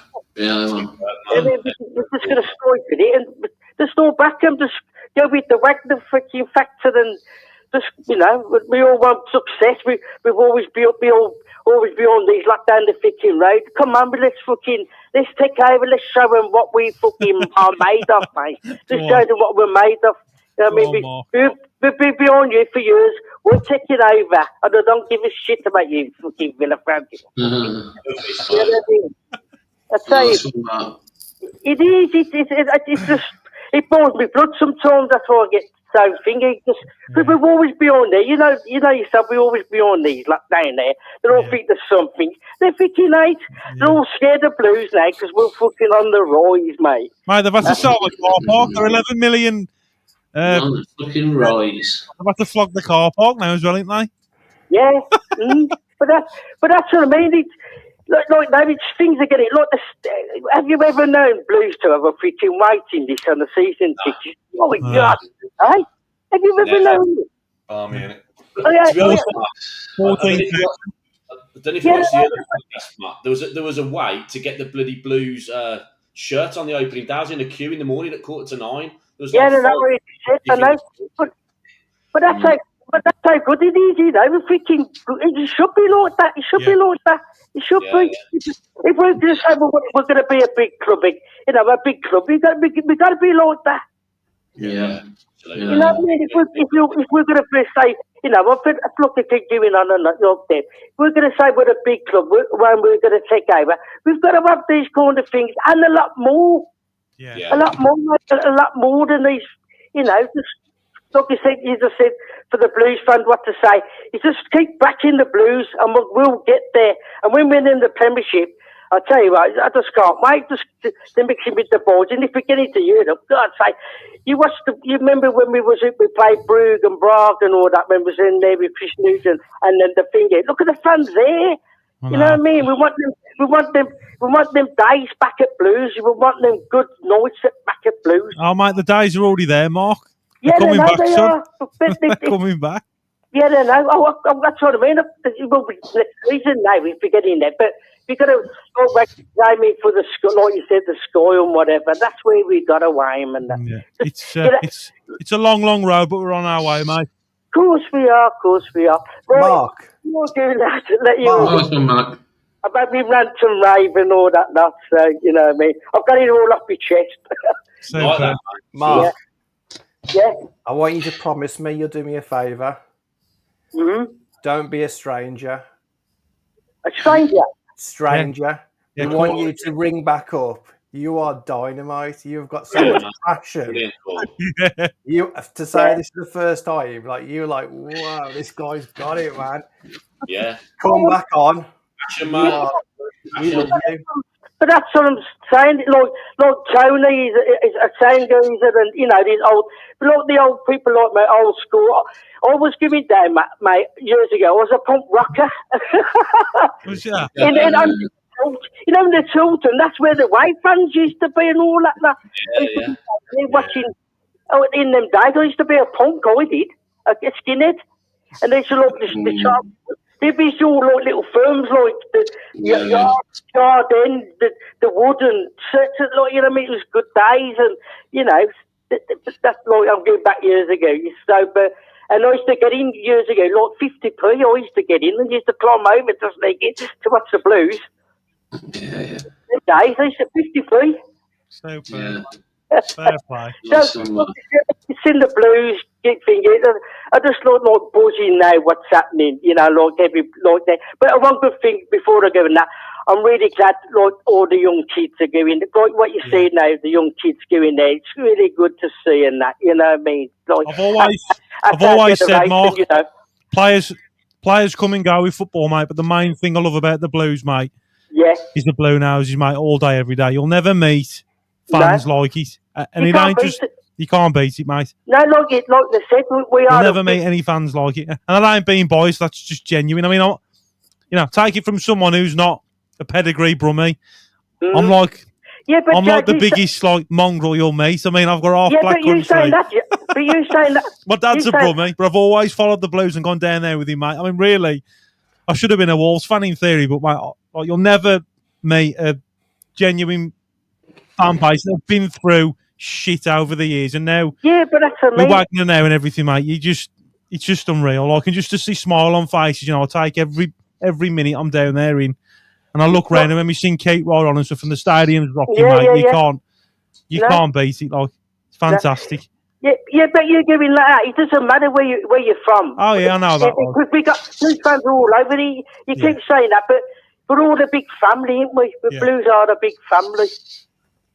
Yeah. Amen. You know what I mean? We are all a big family, you know. So, you know, it doesn't matter what country or, you know, whatever. We're all there. We all support, like you said, we all support the badge. We all support our team. We want us to do really well. That's the big main number one priority for us. So, you know what I mean? It is, you know, it doesn't matter if you was, like, you know, whatever. You know what I mean? So, all right, and nice to hear all your lads, and catch you all later, all right? Nice one, Mark. Keep an eye on that. Shout out, massive. Yeah, ta-ta. Nice one, mate. Yeah, man, good call. I love the first time callers as well. So, anyone who ain't called since we've been doing this, give us a call, man. That's a great call by Mark. Yeah. I think Sadie's looking to be a first-time caller.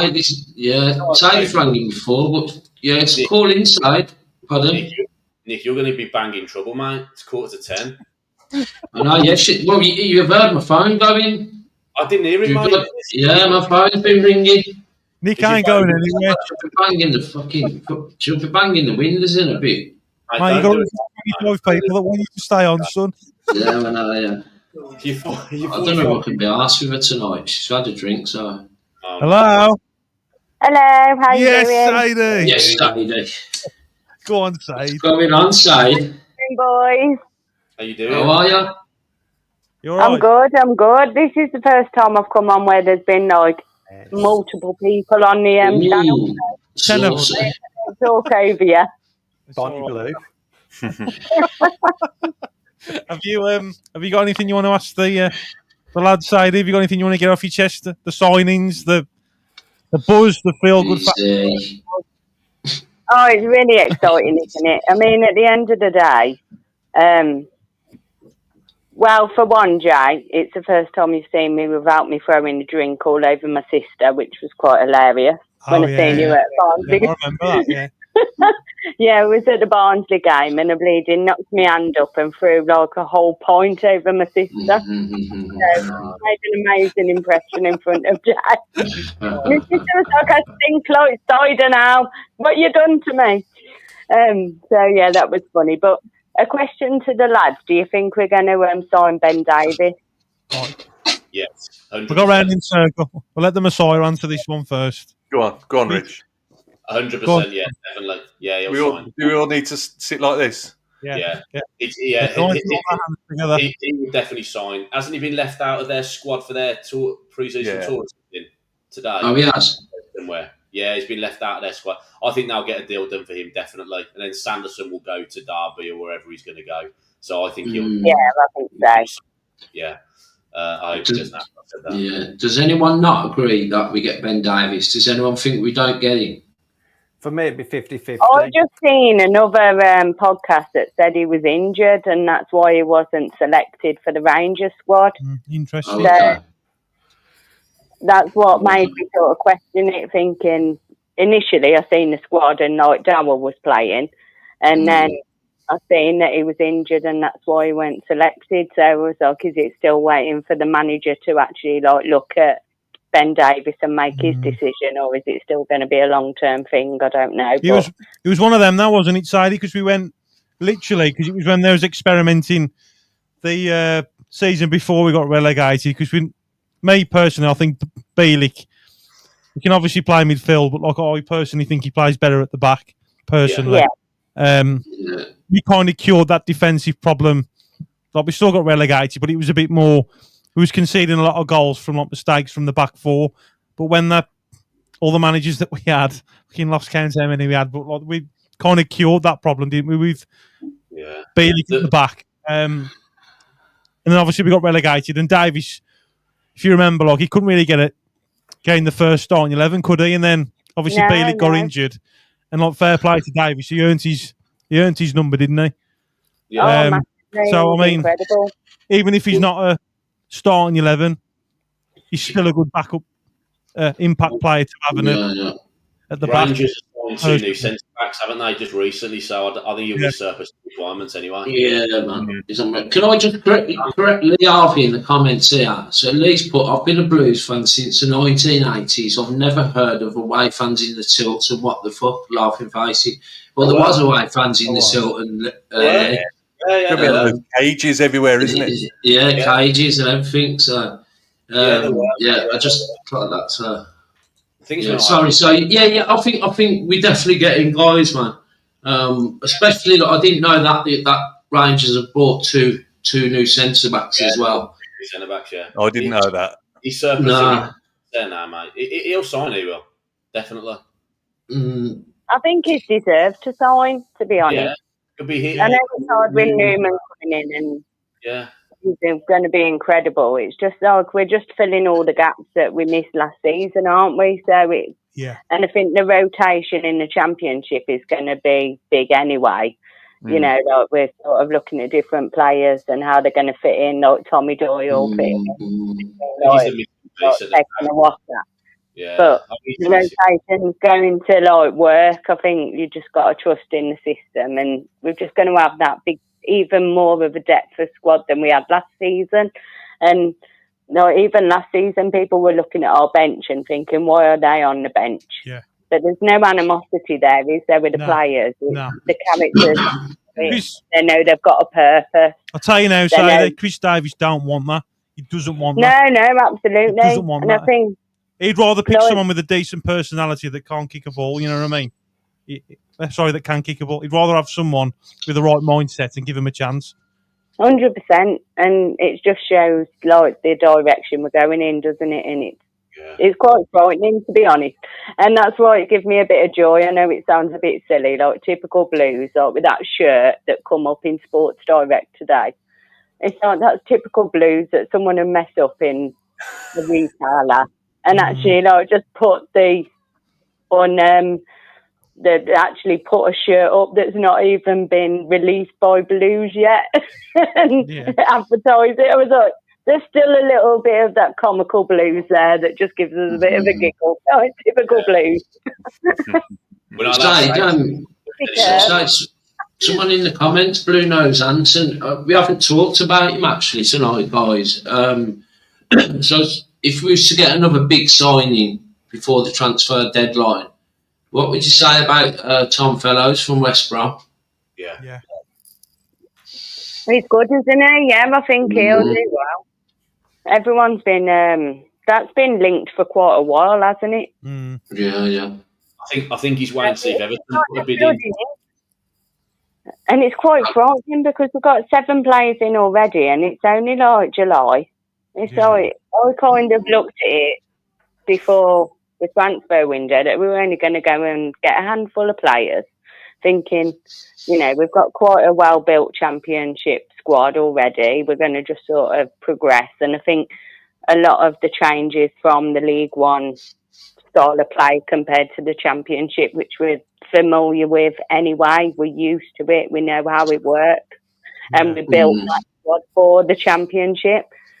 To see like already this amount of players that are coming in, it's like it just shows the ambition and the project, doesn't it? It's frightening, and we're going to lose players that we don't want to lose. And but League One, I know it sounds a bit sentimental, will always be special to me because it's the start of a big era that changed from the misery for years. Even if we get to Champions League and Premiership and winning the Premiership or whatever, this like actual season we've just had is the beginning of the change, isn't it? The reset where it all began and showed that we're not just a survival championship club anymore trying to Trillion Trophy always said if we get 50 points this season we'll be okay. Look how it is now. Different ball game. No, yeah. Are you planning on going down this season, Side? I'm going to the Nottingham Forest game, which I'm really excited about. Imagine if we win that against Forest and then bleeding have carry on the momentum. The Ipswich game is going to be incredible. I really think we're going to win that. I do. Said, before you knock your point out, this is to let me drink it first.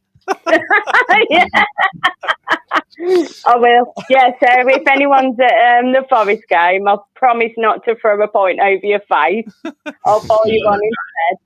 Said, I've got a question for you as well, because obviously we've been speaking about players that could potentially be going, and like, surely in the back of your mind you must have some sort of inkling of what players could potentially go. Is there any of those players you'd like to keep or not? So I'm a bit concerned about Alfie May. Yeah. I kind of hope, just because I like him as a character, and that's not the reason why you should keep a player, is it, to be honest? Yeah. But he deserves a chance, though, doesn't seem to be seen anywhere on the media, does he? Yeah. And like when you see the pre-season training and all of that and all the media stuff that's going on, he just doesn't seem to be anywhere. And I'm just a bit worried about him. I'd like him to be a good sub that can come on and make a difference, even in like the latter minutes, and just give him a chance. I wanted him back. I just want him to have a chance until like the January window, hopefully. Yeah. I think that's my biggest thing, really. And then you've got like I don't know, really. It's hard to tell, isn't it? Because there's just so much going on, and then the clear players that should go, like Sanderson and Tyler Roberts, I think that was just clear anyway. And like I said in the comments earlier, it sounds a bit bitchy, but Sanderson will go back to his babysitter at Derby with Eustace, won't he? Yeah. So Yeah, I think he does go Derby, man. he's always followed him around, which is fine if you've got a good mentor and he can do out of Sanderson. Then fair play to him. Going, hopefully it'll. Are we going to get a fee for that if Sanderson does go? Yeah. He's been touted for $1 million to Derby, wasn't he? I don't know where that came from, but I saw something a few weeks back about that. You know, like if you're free to leave and look for another club, doesn't that mean that you can just, I don't know, like sort of like rip up your contract and you that's if you he don't gets go, released, isn't it? Yeah, it won't be released. We won't release him. We've just said you're free. They'll get money for him. Basically, because he could theoretically needs be he could do a job for us. I think if you know the shit hit the fan, basically, I still think he'd step up. Yeah. I think he's not the worst. He's not the worst. He just lost his head, didn't he? I don't think he suits the Chris Davis style of play. I don't think. No, he doesn't. Yeah, the personality. I mean, he's well down the pecking order. He's been a victim of that. He's more like defend your box, head it out, kick it out. Davis doesn't play like that, does he? If you remember, he had a go at actual Ben Davis, didn't he? When he first started, I think there's one of the interviews or something. And he said something like, he said, "Oh, we don't play like that. You don't boot it out. We play to the back." The thing that really I didn't like from Sanderson is Jay's gonna laugh here. Is that Northampton match? He come on the 85th minute. I know. And the ball come in. He turned his back to where the cross was. It hits it off his backside. Yeah, it's gone to a water and he's just swiped at it, and their left wing back has just put it in. That's bad enough. But what was really bad is the reaction of the player. Yeah, and that told me everything about it because he was used to that losing culture, and and you look at everyone else. Like you got Clara punching the ground. He's done all his massive graft and all his massive shift, and then Sanderson just comes on. And it's 1-1. It's and it just said to me volumes that we need. No, his attitude wasn't right, was it? No. Even as a captain, he should never have been a captain. No, I agree with that. He weren't vocal enough for me, though. No, he just didn't have like the backbone about him and the authority, the leadership. And I think you have to look at it from like the bigger perspective. When you look from that relegation season and you've got the likes of Sanderson that was captain at the time, and we're all looking at the squad and we're all like just it's a different era now, that different setup. I mean, if we still had Eustace, like he'd suit that style of play, like, and he'd probably be all right. But you know, I think he's run his course now because we've had different managers. Personally, I think the kid's head he's messed up a little bit, like in terms of like he's had a lot of. Yeah, it's only the time he's going to work, and you've got loads of different managers that have been sacked, and that they're coming in and they're saying, "Well, I need to play this." Well, I was playing that last week, and then someone else was coming. Like you don't know whether you're coming or going. Like so, I think his time at Blues, it's run its course. Like personally, yeah, definitely. And I think you've got to look at the difference with certain players. When you look at Anderson and Laird, we were just sort of slagging them off because it was a relegation team. They weren't giving the best. Yeah. Look what they've done this year with a different manager, a different coaching style, and the whole change of mindset within the team and the attitude. Well, like you know yourself, like you just said with work, if you're working in a workplace that is very negative and it's just not a nice environment to be around, it's going to bring you down, so you're not going to naturally give the best of your ability. But look at the difference with Laird and Anderson this year. They got the best out of them, which we just didn't expect to see. And I think that could be, like, I know there's a lot of talk around Beadle. He's very young, and I think he's got a lot of potential, and he's good with his feet. And I think coming into a squad like ours with the ability of coaching that we've got, the medical ability we've got, the Tom Brady sort of training and fitness, and a good head coach in Chris Davis, coming from a team like Sheffield Wednesday for a year that's falling and crumbling apart, the morale can't be good there. I'm not blaming his mistakes on just that, but I think it'll give him a good ability to grow, especially with someone like Ryan as a mentor for him. Yeah. At such a young age, we've got to give him a chance and let him develop. He's not going to be perfect, but I think we could make him a really good goalkeeper. He's got that potential in him.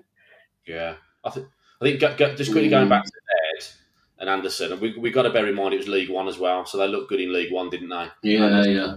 We've got to bear that in mind. But I think personally, I know Laird signed a new deal, and I really like Laird. I think it's a big season for him next season. He's got to hit the ground running, and I think that's why they're going to get another right back, and that's why they've got the other guy in just in case, because it wasn't. I think it would even be hard for Anderson to even get in the squad. Yeah. Oh, yeah, definitely. So, Anderson and Laird now. She said he thinks it would be hard for Anderson to get into the squad. But to me, 100%. Anderson starts before Hansen, in my opinion. I don't think either of them start, to be honest, mate. No, I know that, like, we got Gray and stuff, but I mean, in the pecking order, though, isn't it? definitely above Hansen, mate. He deserves it, mate. He had a cracking season last season. I did, and he played fantastically well against Newcastle, didn't he, Anderson? He was really good. Yeah. So I think it's the sentiment in us, isn't it? Because we've had such an amazing season and it's been phenomenal. We just need to sort of realise that we're moving forward and we want to do the same thing again. To us, they were phenomenal last season, but ultimately, Chris Davis and the team and the board and the owners, we don't need them to get us that next step. Yeah. So we're going to just have to accept it. If it doesn't work, they'll rotate it and they'll make it. They're making a statement, aren't they? Basically saying these players, we're not going to stick with them for loyalty and nostalgia. We're making a push and we're going to get where we want to be. For us, it seems really shit, doesn't it? No, it seems crap because we love them, but it's simpness and the realisticness of we need to actually just get that Premier League promotion within a season. Can I just ask, have we only got one fit left back still in Cochrane? No, I think Buchanan's trying. Don't forget, Laird can play that position as well, can't he? Yeah, he can. Yeah, but he's not really on it. So worst case, if Buchanan's not, Laird can adapt and play on the left anyway, can't he? I think Buchanan's just getting back into a little bit of training now, isn't he? Just he's had a long time out, and I wouldn't. I wouldn't. I just worry about Buchanan because he's so injury prone anyway, isn't he? Yeah. Personally, he can play on the left as well. Yeah, you're right, Emza. He can play on the left. It's not his ideal position, same as Laird, but Taylor Gardner-Hickman apparently as well from EMU. Yeah, he's like. Potentially, we could see a loan signing of a left back coming, as cover. Maybe a young up and coming left back from one of the top Premier League teams, on loan maybe. It's like Nick mentioned though earlier though as well though, about players like Taylor Gardner-Hickmans. They're like utility players that can. So like if shit hits the fan, we've got a few injuries and people out. He does a job, doesn't he? He does a job. Yeah, just get. He's been incredible, hasn't he? So I think like with Stano as well. Like a lot of people have been given Stano a lot of stick about the penalty thing and not scoring enough goals. But I think he's better suited for the Championship anyway. League One wasn't suited for him because it's just 11 men behind the ball. It's a lot of physicality. Yeah. And he's only slight anyway. And he's not being given the space he needs and he's running all over the place. I think he'll be better in the Championship. He proved that the season before when he won it. There's the reason why he got all the awards. Without the right squad behind him, that's with a low morale squad, and he still did that. So imagine with a squad that is positive. That's just people are just saying about him scoring of say goals from open play, and he scored penalties. But look, when he plays, we're a totally different team because he pushes from the front. So, like, you take him out of our team, we really miss Stano. So, regardless of his goals or whatever else, you need him at the front because he runs and runs and runs. Work rate. Yeah. People can see stats and go, tell a full story. You go, oh, yeah, he's only scored 10 from open play, 20 penalties. But at the end of the day, what about all the games won because he chased down the defender? And do you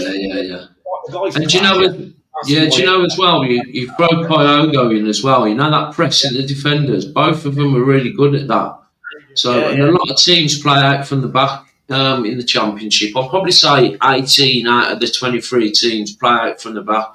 So, to have Stansfield and Kyogo pressing, not giving a moment on the ball, hopefully they'll have to go long, you know, and then we're first to every ball or first to the second ball, you know. So, we're a different team. It'll be interesting. Jay, are you able to get that map back up with all the players on? Nick, you got that up, mate. Can you get that back up? Yeah, one sec. It's been fantastic tonight, isn't it? Again. Yeah.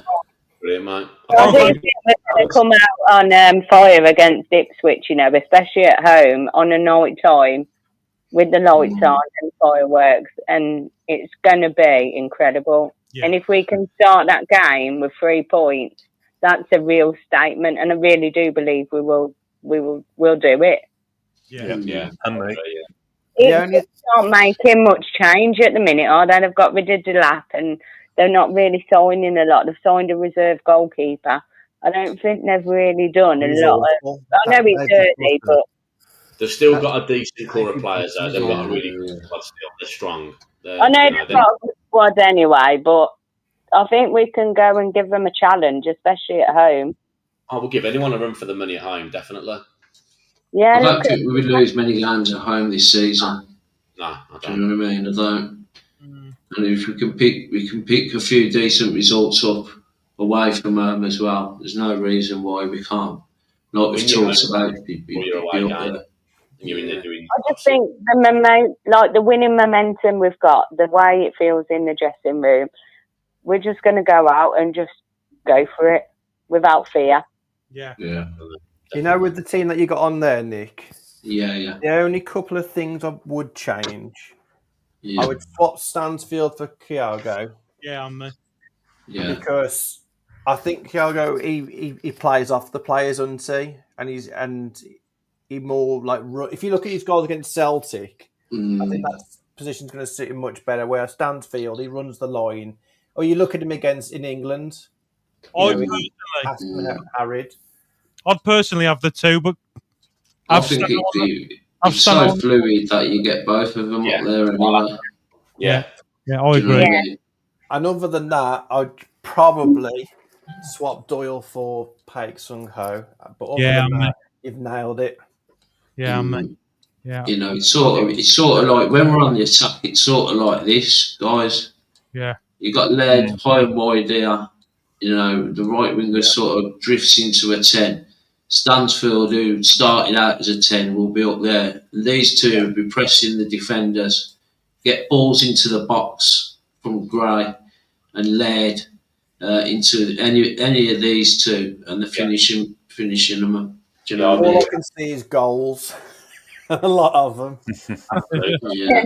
Still got 2 or 3 players coming in. We're going to have some 3 statement signings, so that'll change again. Yeah. I would definitely go with another striker, though. I think the backups we got, like we've mentioned, they're just not good enough for this level to even consider being a starter in the 11. That's the only. Other than that, in the left back, for me, I think we're pretty bad. I mean, we've had. And I think, like I said earlier, sorry, Jay. We're going to see a lot of rotation in this, aren't we? Like even with Tommy Doyle and stuff. Who would have thought last season that Jay Stanfield would be on the bench at some point? I know. And he was. I think we're going to see a lot of that with like 𝒂𝒄𝒄𝒆𝒔 and Tommy Doyle, and it's going to be mixed around so much to just benefit the players and get the best out of them. And it's hard to sort of call it because you just think, oh, if you're starting, then you're not. You're failing, but you're not. Oh, yeah, you're contributing and giving your best. But it's just one of them, innit? I still can't get over Sadie. I don't know if you agree or not about going down and the reset, because you go down. There's a reason you go down, because obviously, like, one, you're not good enough, and two, with the spending regulations, it gives you a chance if you're generating that revenue to obviously heavily invest like we did. I can't believe the reset that we've had. Like, to look at the squad now, we've pretty much nearly had 2 brand new squads, haven't we? Yeah. It's just phenomenal, and I still can't get over it, personally. I mean, we was really lucky that we managed to get the owners in when we did. Yeah. And, yeah, we made mistakes with Rooney, but I genuinely think with Rooney, it was more of a case that he really believes that he's coaching a squad of like little Rooneys, and they just haven't got the capability that he has, and he just can't get his head around it. Yeah, but with that squad as well, I think it was a combination. There was no unity there either, was there? Yeah, there was no morale. They was turning up for a paycheck, weren't they? It's a job, like. Yeah, and people were fighting in the dressing room. The morale was terrible. Well, but if you think about it, the morale was sky high before Rooney come. We were 6th in the table. I was really annoyed when they sacked Johnny Eustace, because that was the best Blues had been for a while. Do you know what I mean? I remember Sanson scoring a header against West Brom on a Friday night. It was one of John Eustace's last games. And he moved us into the top 6, man, and it was like...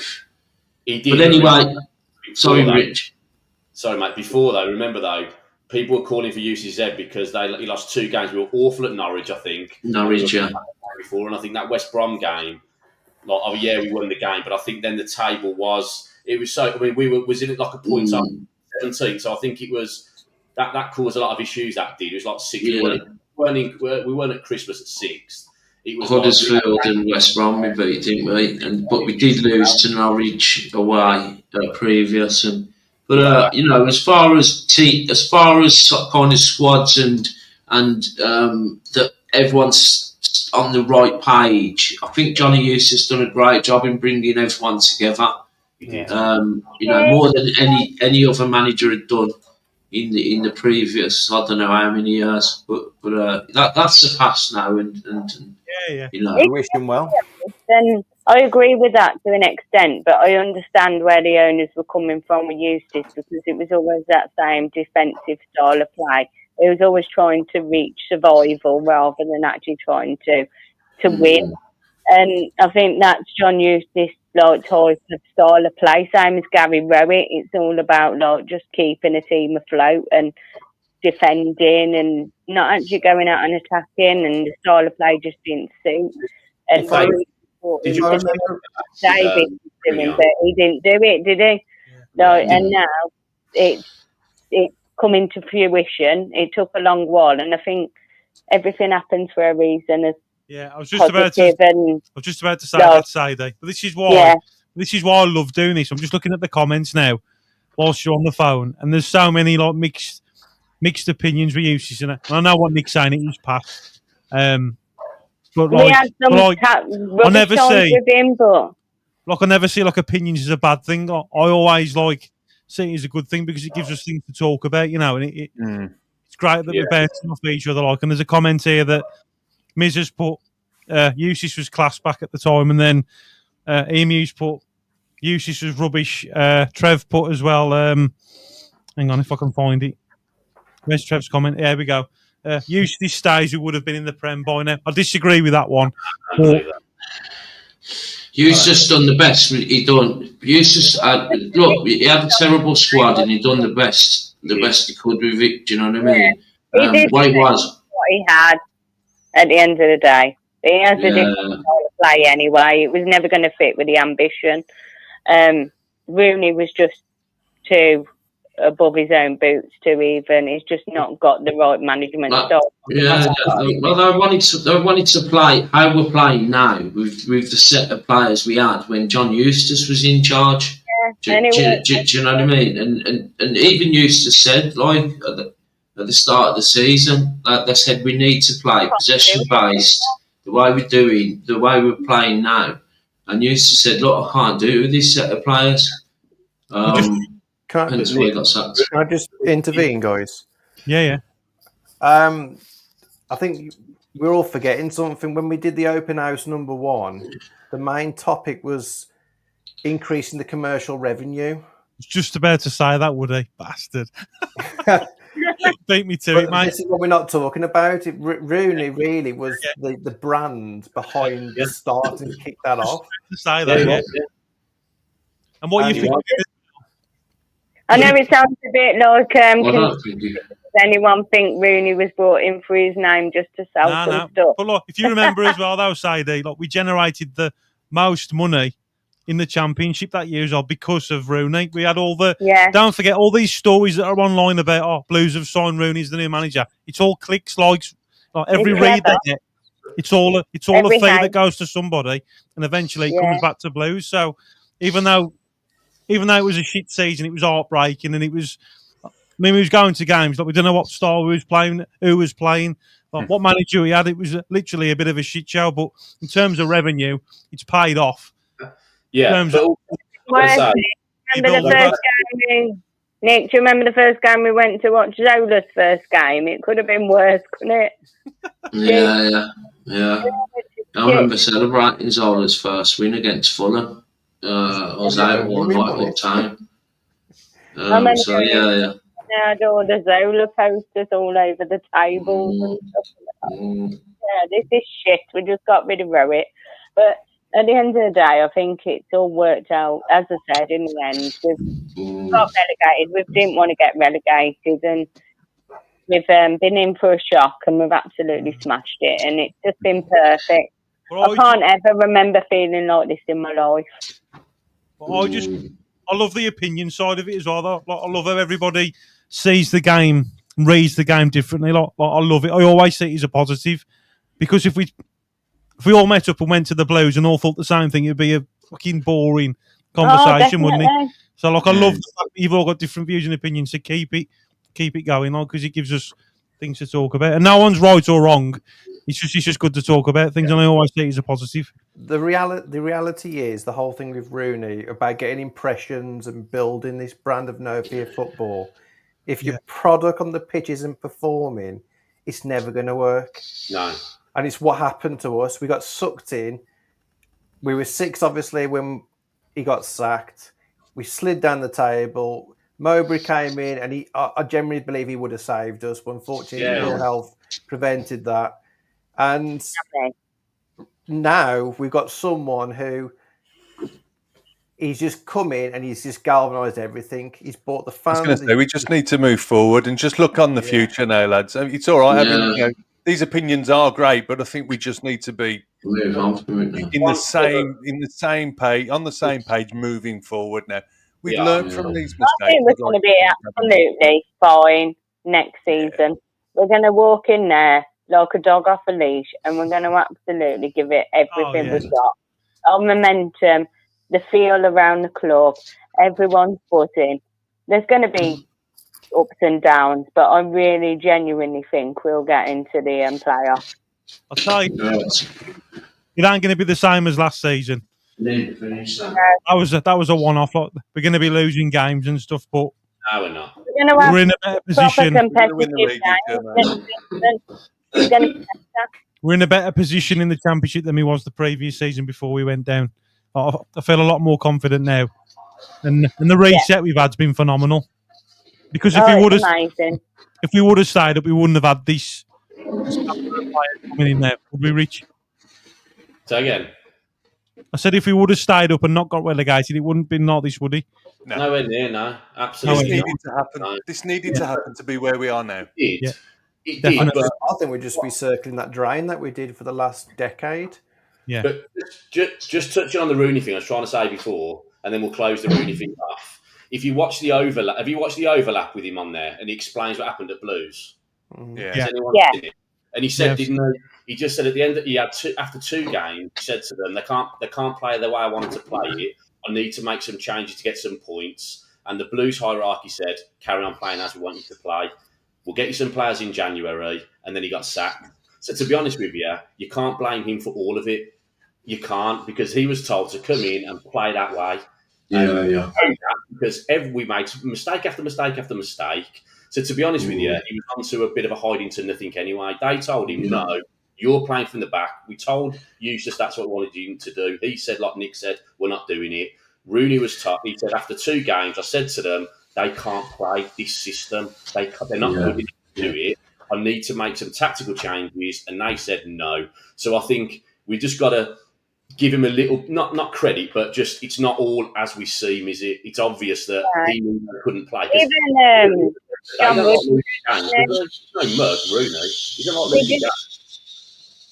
Did you see that, Rich, on the podcast when John Muddy went on and he said that he come on to training and he said he come on with his no cares and not curled it into the net. And we were like, we can't even do that in football boots. Like, and he's like, well past his prime. He's like, what? Right, and you're expecting us to do that? And in your no cares. And we should have signed Rooney that year, shouldn't we? But I think that's the thing. We got it wrong. But like we've said before, and we'll end the convo on that bit. But Gary Cook lost his job because of it at the end of the day, didn't he? So he lost his job because of that. That 100% lost his job because of that. Because of the Rooney. That's what we got to do. But Sadie said it right all along, lads. Everything happens for a reason. Absolutely. Look where we are now, would we? All I'm going to say is, Sadie, we're on our way. Absolutely. Come on, all together. We're on our way. We're on our way. We're on our way. We're on our way. We're on our way. We're going up. This game anyway before I go because I appreciate it's late, so it'd be nice to bump into some of you. I'm going on my own and meeting a couple of lads there, so it'd be nice to bump into you if I can. Yeah, definitely. Nice one, Side. Thanks for the phone call, Bob. So we'll see you down the Blues. So keep right on. Keep right We're going to smash it, and we're going to be all right. Take care. Thank you, Bob. Good night. Good night. Good night. Bye. See you later, Said. Side. It's always a good debate, isn't it, Rooney? I'm going to have to do one as well. I've got work in the morning. Yeah, I didn't realise how long we've been on. I believe it's 10:20. Jeez. Yeah. I've got crazy phones ringing me. It's that blue nose vibe, lads. That's what it is. You love all farewell then. Yeah. See you later, Neil. See you later, Neil. See you later, guys.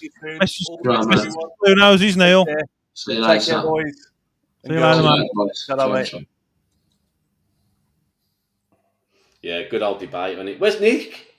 He's just gone, isn't he? He's like Dynamo, isn't he? Mate, we're still live. It's only 10:20, mate. As long as I'm off by 3 a.m, I'll be all right. Right, lads. We've hit the 2 hour 15 minutes mark. Rich, Woody as well, Neil, and Nick as well. I'm gutted they've gone. Trevor wants a quiz after this. I want a quiz, mate. He's like a Duracell bunny, he is. Come on. Jesus Christ. Promise you. I'll tell you what, Trev, I'll get the questions written. I haven't wrote them yet, as of yet. So next time, Jay, give me some warning, not like 2 hours before. Let me know when it's going to happen, and I'll write down these questions. I feel like why not we're doing a quiz? We'll get a rigged quiz up again, mate. Love that quiz. I mean, 𝒂𝒄𝒄𝒆𝒄. Come on. Me. I kept laughing about that. Oh, yeah. But after that, I couldn't believe it. I was just downstairs in the kitchen. I was thinking 𝒂𝒄𝒄𝒆𝒄. I can't believe that, man. It's the voicemail you sent me. I've actually set it now. I've actually set it now. Reach of you sending me that voice recording as my alarm to get up for work. 𝒂𝒄𝒄𝒆𝒄. 𝒂𝒄𝒄𝒄𝒆𝒄. Like Woody's face was like, we didn't have, but he wasn't 𝒂𝒄𝒄𝒄𝒆𝒄. It was definitely Bentner. I think my favourite was that Tommy Mooney won twice. Yeah, absolutely. What a shit quiz that was. Who wrote those questions? It was just on a forum, like I just literally just copied it and put it onto that program, like. Yeah, I should have checked really, but I'll just put it on. Right. So yeah, guys, enough. Rich, Woody, Nick, Neil. It's been superb. What a great lineup tonight. And coming on. Listen, this is why I do this, lads. It ain't about me, it's about us. I love it. Like, you know, for the Blue Noses, like, absolutely love it. You make the club for me, and yeah, it's fantastic. So, Rich, what's your message for the Blue Noses, son? Yeah, keep right on. If you go abroad, don't forget your passport. You won't get on the plane. And I think we just got to carry on what we're doing. We've just got to keep the signings in. We need another 2 or 3, and I think we're going to be as good as gold. Top 6 for definite. We'll go for the autos. Keep liking and subscribing to the channel. Obviously, I've took that away from you, Woody. And yeah, you're doing a fantastic job, mate. And I think the club needs to actually see what you're doing on all these podcasts. The mental health one, this one. I think they need to be aware of all the good content that you're putting out, mate. I really do. Someone else wants to phone in. Yeah. Have we got 2 minutes for the fun never stops? One more call. One more call. One more song. One more call. I ain't bothered, mate. Yeah, it's fine. I've had a couple of espresso, mate, so I'm good to go. Come on, Blue Noses. Should we get Rory in? Come on then. The fun never stops. The fun never stops. He loves it now, Rich L, does he? He's messaging me now when the next one is. And when's the next one? The only thing is, mate, my back is absolutely the next one? I can barely walk, so that's why I'm moving around a lot. Really? Yeah. Sitting down for like 2 hours, just does your back, doesn't it? We'll have to look after you Sunday night at the games, you know now. No, well, you're not going by the sound of it, are you? You're not going to the Forest game? Mate, I'll find a way, son. Yeah, you got to come on. Even if I got to threaten someone. 1 more hour. Hello? Hello? How you doing? You all right? All right, mate. All right, Jay. It's Rory. Yes, Rory. You know, are ya? So, mate, you? Fucking, I've been trying to get on all fucking night. Fucking Nick's gone. Oh, fucking me. He's gone, mate. He's not dynamo, mate. He just went. He never even said ta-ra, did he? Well, he might you never fucking know. How we doing, How are ya? So, mate, you? I'm bang on, mate. It's been a fucking while, hasn't it? Mate, it's been too long, son. Rory, are you the fun that never stops? Yeah. This is the fun that never stops, Rory. Yeah, that's it, mate. I've got a note with you, Jack. Bound to pick with me? Yeah, man. I followed you on Insta and you didn't follow me fucking back. That's terrible, mate. Fucking terrible, that is, son. Do it now. Follow him back now. No. I do it right fucking now. red card straight away, mate. That is. My phone's dead. Look, as soon as I get back on, look. Yeah, right. Now, look, 0%. Look, the evidence is there, son. And I'll finish this, mate. I'll follow you, son. You alright though, yeah? Yeah. What do you reckon we Blues then, mate? Fucking hell, where do we start, mate? Where do we start? I know. It's mental, There's isn't it? been some good signings, hasn't there, mate? Yeah. Been some great signings. In my opinion, I think Tommy Doyle is a great fucking signing, that is, you know. Yeah. You might not seem it. Everyone's on Kyogo, which is a great signing, but I feel that Tommy Doyle was a good signing, that is, mate. I'm telling you that now. Yeah, he is, yeah. Oh. Do you know what Tommy Doyle is for me? He's like this surprise that I don't know a lot about him, to be fair, because when you always focus on like the league that you're in, so I haven't been watching a lot of the Premiership. If you look at the Wolves' reaction, the fans, they're like they're all saying, aren't they? That they're all saying he's going to make us tick in midfield. Yeah, they're kind of gutted. I've not seen one bad word against him other than he didn't fit. Yeah, he's a good fucking player. He's lots of shots. Yeah, I know he's really good at corners. He gets lots of assists from the corners. He can whip that in. Great signing goals, I really do. I don't mean to be a fucking downer and that. I was a bit disappointed that we didn't get Usler from Newcastle, in my opinion. Yeah. On loan. I think not going to lie, lads, he tore us apart in that cup game he did. And you on about Usler? Yes, the Denmark he guy. He was rapid, weren't he? Oh, he's fucking brilliant. And rapid. But to be honest with you, I didn't think we'd win. But he was my main number one, he was, to be honest, because he did tore us apart, he did. If you remember rightly, at the Newcastle game. And he ain't even in the starting lineup, let's be honest. Yeah. You know, and he did. Yeah, great player. Demarai Gray, it's nice to see him back. It is. Yeah. Do you think it'll work, Rory?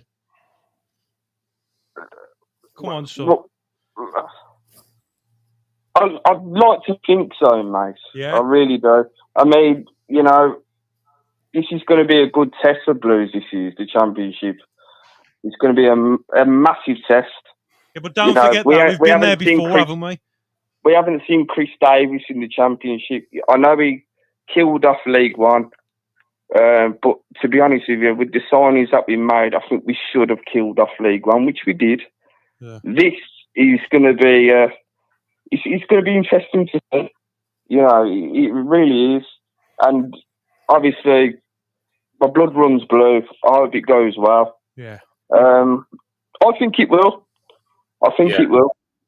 I think Davis will never get the credit he's deserved in League One. I know we spent money, we were recouped money, but you've still got to put a squad together, get the mentality, and like to get the players in that we got in, and to keep them on it at training, and the morale and the confidence that they had. It's a shame that he'll never get the credit. He won't. I mean, what he did was unreal. Even with them signings, we were going to. People were saying, "Oh, if we can get into the top 6 in League One, we'll just go up. I'll be happy with that." He smashed the life out of it, and he did it playing football as well, not just kicking. But that's the difference, though, Rich. Because I know we don't want to talk about it, but I'm just going to compare him a minute with Rooney. Like, I say Rooney. Davis could have gone anywhere. Yeah, but he's gone down below the championship. He's working his way up, and he's worked at like Liverpool, Celtic, Leicester, the big boys. He could have just gone straight for a championship, so he's gone down to another league, and League One or no League One, he's still 11v11. When we signed him, I'm not going to lie, I didn't know nothing about the guy. Yeah. He's been a second in command into big clubs. Yeah. None of us knew who he was. Celtic, Spurs, you know, and obviously when Rooney got sacked, everyone, including myself, wanted Steve Cooper. Now, I heard that he got interviewed, but something must have fucking fucked up or something. Obviously, they've interviewed Chris Davis, seen something in him, and I'll tell you what, it was a great signing. It'd be really interesting to see what he can do in the championship, because if he does, guys, in my opinion, if we give it about 8-9 games, if we're like over the 7th mark, fucking, that's a good fucking start. And I'll tell you what, I'd be worried with Premier League clubs sacking managers and going, hold on a minute, look at this. He's doing too bad here, look. Because I'm not going to lie, no one really looks at him from Premier League, Championship. Looking at Chris Davis, looking at he's doing all right, Birmingham. Now, if we get, after about 7-8 games, if we up there, people are looking going, fucking, he's doing fucking, he's the fucking bollocks, this geezer is. Yeah. That's what we got to watch. Well, before he came to us in the season, he turned down Swansea, didn't he, in the Championship? He went for he went there and he turned them down. He said he didn't want to go. It wasn't the right fit for him. And that's when Blues were in there, he said, these guys are definitely the right fit for me. So he could have easily managed in the Championship, but he said he had to be the right club. And that relates to the players as well, lads. So not only has Chris Davis turned down a Championship side to come down to League One to manage Blues, mate, we've seen with the likes of Iwata, Champions League, competitive players dropping down to League One. And it ain't just Iwata, mate. We've seen them all, mate. They all want to come because they know something big's going to happen. And I genuinely believe the sleeping giant now is beginning to awaken. We're on our way, lads. There's no... I mean, you know, he really well, Chrissy Davis did. Straight away from the first fucking couple of games, waving his arm about players, throwing his orders about... I knew straight away, I thought, this guy is the fucking... Rooney just had his fucking arms in his pockets. He did. The whole fucking time. Keep right on, Jim. Whereas Chris, he's running up and down the fucking... You know, he's waving his arm, he's shouting, he's telling them... You know what I mean? He wanted to join in with that Wigan celebration. He was halfway down the touchline. Yeah. And he thought better of it. He thought, I'm going to get in trouble here. Yeah. Well, he got suspended a few. He got a few red cards, didn't he, on the bench? He got sit a few games out. It's like he was giving it loads. He had to calm. He even said, "I got to calm down a bit." He kept running and grabbing the ball because Birmingham played with this high intensity. Yeah, giving them back. And, Yeah. he knew he'd be wearing the teams down, so he tried to like speed up their slowing antics. Yeah, but you don't like people wasting time. He wants to get on with it, and that's what we want as fans. Well, that's one thing. That's coming he gets into all that. And I love the fact now that they've clamped down on these goalkeepers fucking around, wasting time. And like if they're holding the ball for too long, they've only got like 8 seconds to release the ball. Otherwise, in theory, Blues get a corner because we don't want to waste time. We want to keep going. So like, we're in for entertaining if it season. doesn't go as well as planned, like as Blues, don't get on his back. Yeah, support the guy. You know what I mean? Because the geezer hasn't been in the Championship. Let's be honest, guys, he hasn't. Yeah, you know what I mean. Okay, he's been in command in big clubs, Celtic, Spurs, what have you. The guy ain't been managed in the Championship yet. Give him some, I don't think time. that'll happen now, Rory, because me personally, like when I look round the ground and that, like there was like mixed opinions with all the managers that we had previous. Like we had Eustace, there was, it weren't like 100% like unity with Eustace, really, was it? There was some for, some against. Even Rooney, there was some fans like when I was talking to him, that they shouldn't have sat Rooney or like Mowbray going off like, would he kept us up? Wouldn't he? Having Rowett back, was it a bad decision? But like having Davies now, mate, when you go to the ground now, like you can see the unity. Yeah, like it's just a massive reset button, man. Yeah. We needed it.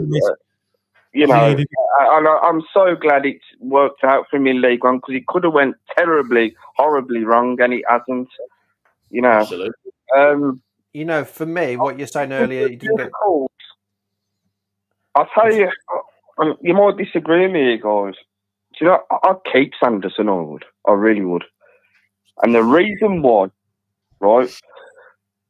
Ben Davies ain't signed as a. No, he hasn't yet, but I think he will. Right, so he hasn't signed, yeah? Right, okay. So Newman or Clara gets a major injury. Who are you going to put there? Now you're going to say Bielik. Yeah. If you remember, Bielik is a centre midfielder, natural. He ain't a centre back. Christian Bielik. Personally, I think he's weak, Bielik. Personally. I think we're vulnerable. I think if you go back to the Stockport away match, that was again I saw a lot in his game that suggested that. Yeah. And I agree with you there, but I'm just going to stop you there for 1 second. Pre-reset, my opinion is I think it worked better with Bielik at the back. I don't think Bielik is the answer moving forward. Personally. No, he's not the answer moving forward. Not now. No. Do you think Bielik is better than Sanderson? Yeah.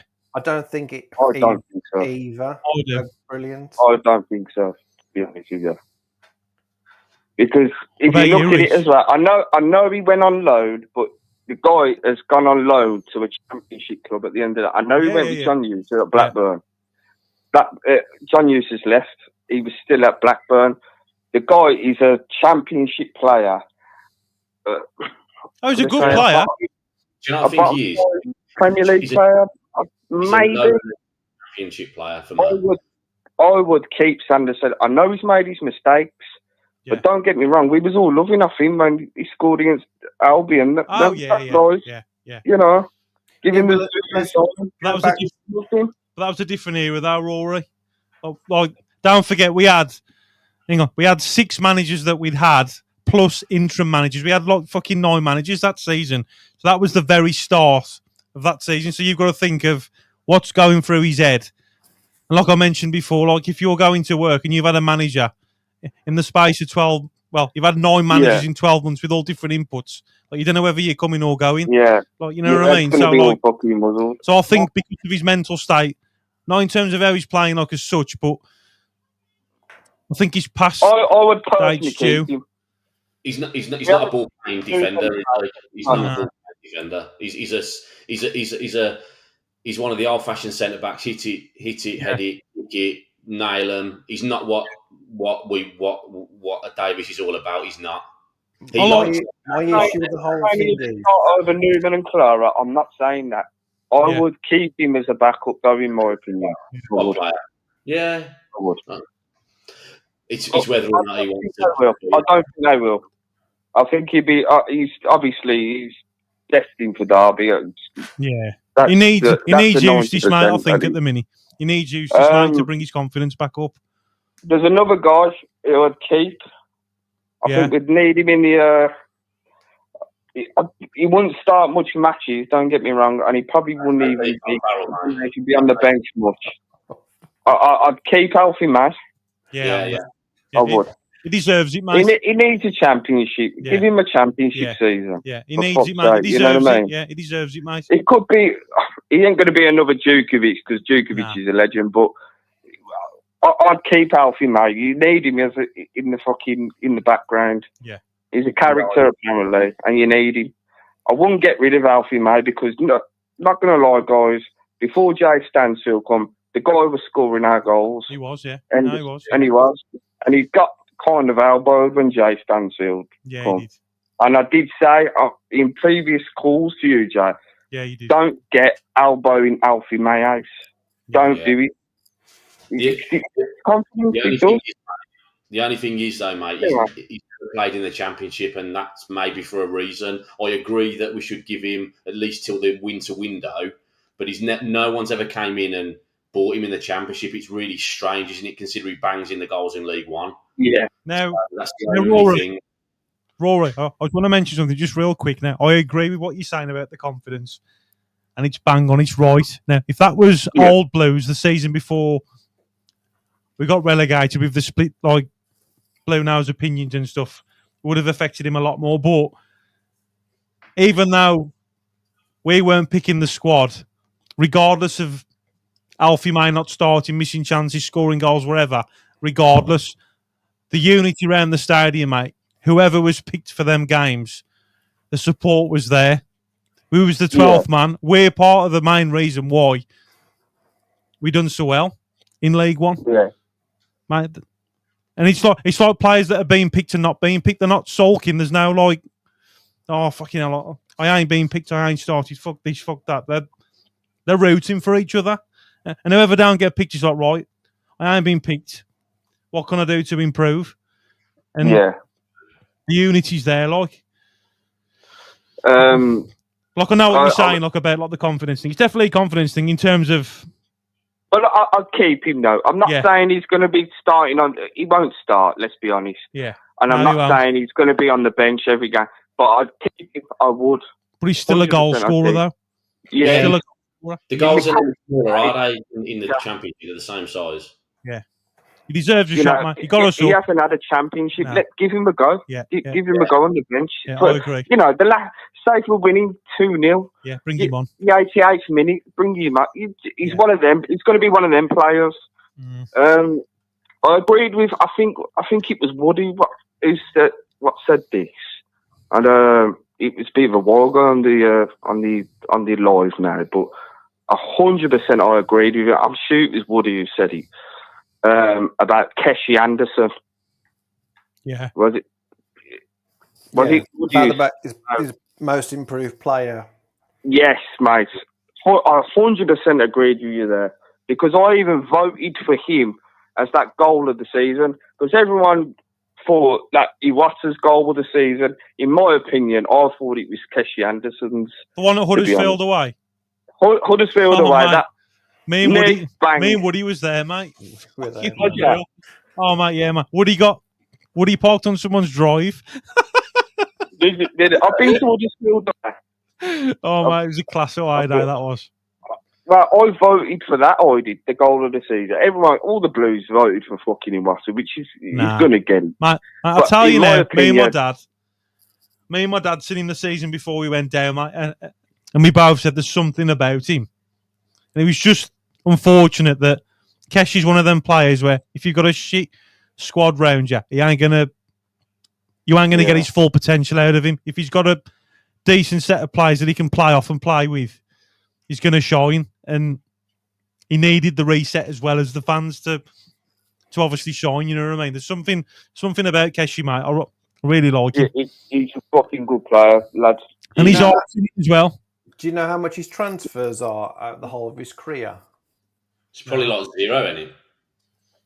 No one's ever paid a penny for him. Yeah, I had a feeling. Everywhere he's gone. Imagine. I think it's his injury record, though, isn't it? I think it's always an issue with his fitness. Yeah. There was another player. I thought Williamson was on loan. Is he our player or not? Yeah, we signed him. We signed Williamson. Well, I thought he was on loan. No, we signed him on a permanent. Yeah. If you have a look last year, we signed the 3 most valuable League One players: Stansfield, Williamson, and Clara. Yeah.